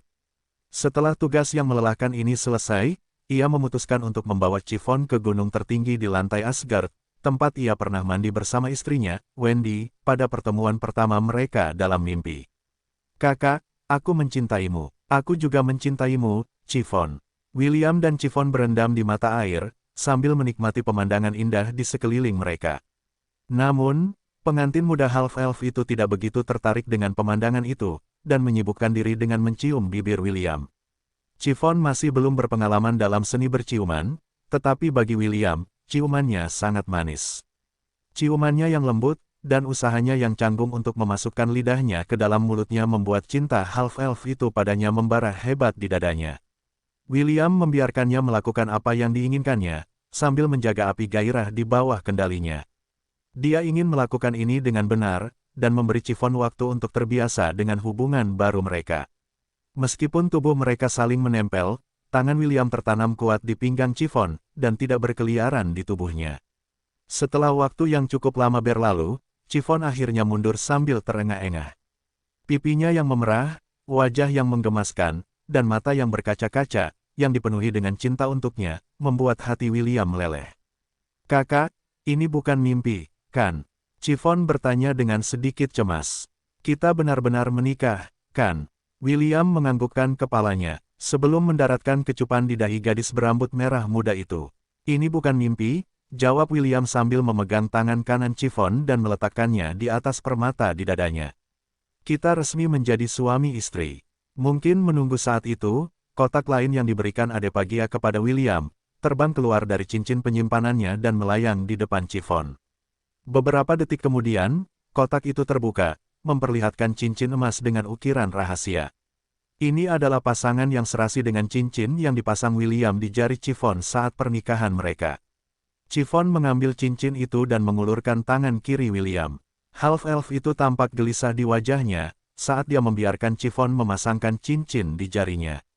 Ketika gadis berambut merah muda itu hendak memasangkan cincin di jari manis William, ia melihat bahwa sudah ada cincin di sana. Setelah melihat cincin itu sejenak, Chiffon dengan percaya diri memasangkan cincin itu di ibu jari William. Kebiasaan para kurcaci sangat berbeda dengan manusia. Alih-alih memasangkan cincin di jari manis pasangannya, mereka memasangkannya di ibu jari mereka. Dalam budaya kurcaci, cincin di ibu jari melambangkan kebebasan, cinta, dan kesetiaan. Ibu Chiffon, April, tidak mengenakan cincin di jari manapun, tetapi ayahnya, Luciel, mengenakan cincin di ibu jari. Ras iblis menentang pernikahan dengan ras lain, terutama kurcaci. Ini juga alasan mengapa April dan Luciel tidak menikah. Sebaliknya, Ibu Chiffon memasangkan cincin di ibu jari Luciel, untuk mengungkapkan cinta dan kesetiaannya yang abadi kepadanya. Chiffon ingin melakukan hal yang sama, jadi ia tidak terlalu terganggu dengan cincin di jari manis William. Setelah cincin itu pas dengan ukuran ibu jari William, senyum manis pun tersungging di wajah Chiffon. Ia merasa gelisah karena mengira dirinya masih berada di alam mimpi iblis hati, yang mengingatkannya pada hal-hal yang selama ini ia pendam dalam hatinya. Senyum Chiffon bagaikan obat bius bagi William. Entah mengapa, ia ingin pengantin mudanya itu hanya memperlihatkan senyum itu kepadanya. Senyum itu bagaikan harta karun yang telah ia perjuangkan dengan keras, dan ia tidak ingin membaginya dengan orang lain. Tentu saja, William tidak menyuarakan pendapatnya itu dengan lantang. Ia ingin Chiffon selalu tersenyum. Jika ia mencegahnya melakukannya, bukankah gadis itu akan kembali pada dirinya yang suram seperti dulu? Setelah puas mengagumi cincin di tangan William, pengantin muda yang selalu bersemangat itu kembali memeluk suaminya dan menciumnya dengan penuh gairah. Chiffon kecanduan ciuman, dan William pun dengan senang hati merelakan dirinya untuk dicium oleh gadis berambut merah muda itu, yang mencintainya dengan sepenuh hati. Jauh di dalam hatinya merasa damai. Ia bersumpah bahwa apapun yang terjadi di masa depan, ia akan menghargai Chiffon, juga para kekasihnya yang lain, hingga ia menghembuskan napas terakhirnya. 1 jam kemudian, keduanya akhirnya meninggalkan mata air dan memasuki kastil Asgard. Saat ini kastil itu kosong, karena mereka adalah satu-satunya makhluk di lantai 51. William tidak mendapatkan kembali semua ingatan tentang William Pendragon selama ia tinggal di Valhalla. Satu-satunya hal yang ia ingat adalah ingatannya dengan Wendy, dan Chiffon, dan perang Ragnarok di mana semua yang berharga baginya dihancurkan oleh api kehancuran yang membara. Setelah berjalan-jalan di sekitar kastil selama beberapa menit, William membawa Chiffon ke Aula Valhalla. Tempat di mana saudara seperjuangannya pernah tinggal, dan berpesta setiap kali mereka menyelesaikan misi. William berhenti sejenak untuk melihat ke arah kursi kehormatan besar tempat Odin, Thor, dan Dewa Asgard lainnya makan malam. Mereka biasanya makan malam bersama para prajurit dari waktu ke waktu dan bersulang untuk mereka atas pencapaian besar yang telah mereka lakukan demi keselamatan 9 alam. Petik 2. Kakak, tanya Chiffon. Ada apa? Kenapa kau menangis? William menyentuh sisi wajahnya dan menyadari bahwa dia sedang menangis. Dia punya banyak kenangan tentang tempat ini, dan untuk beberapa alasan, dia merasa bahwa dia akhirnya pulang setelah perjalanan 10.000 tahun. Jangan khawatir, William memejamkan mata sambil meremas tangan Chiffon dengan lembut. Aku baik-baik saja, anggap saja kau tidak melihat apa-apa tadi. Jawab Chiffon sambil meremas tangan William.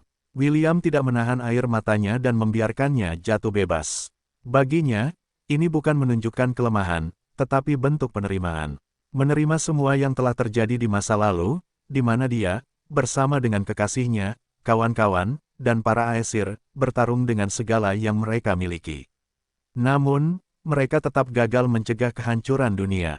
Chiffon tidak dapat terus menonton dan memeluk William. Dia melingkarkan lengannya di sekelilingnya dan menyandarkan kepalanya di dada William. Gadis berambut merah muda itu ingin berbagi cinta, kehangatan, dan persahabatannya dengan orang yang dicintainya. William, pada gilirannya, memeluknya kembali dan memeluknya sampai dia tidak lagi meneteskan air mata. Di sana, di tengah-tengah Aula Valhalla, tempat para pejuang terhebat di dunia berkumpul, seorang Einherjar yang sendirian, akhirnya menemukan jalan pulang.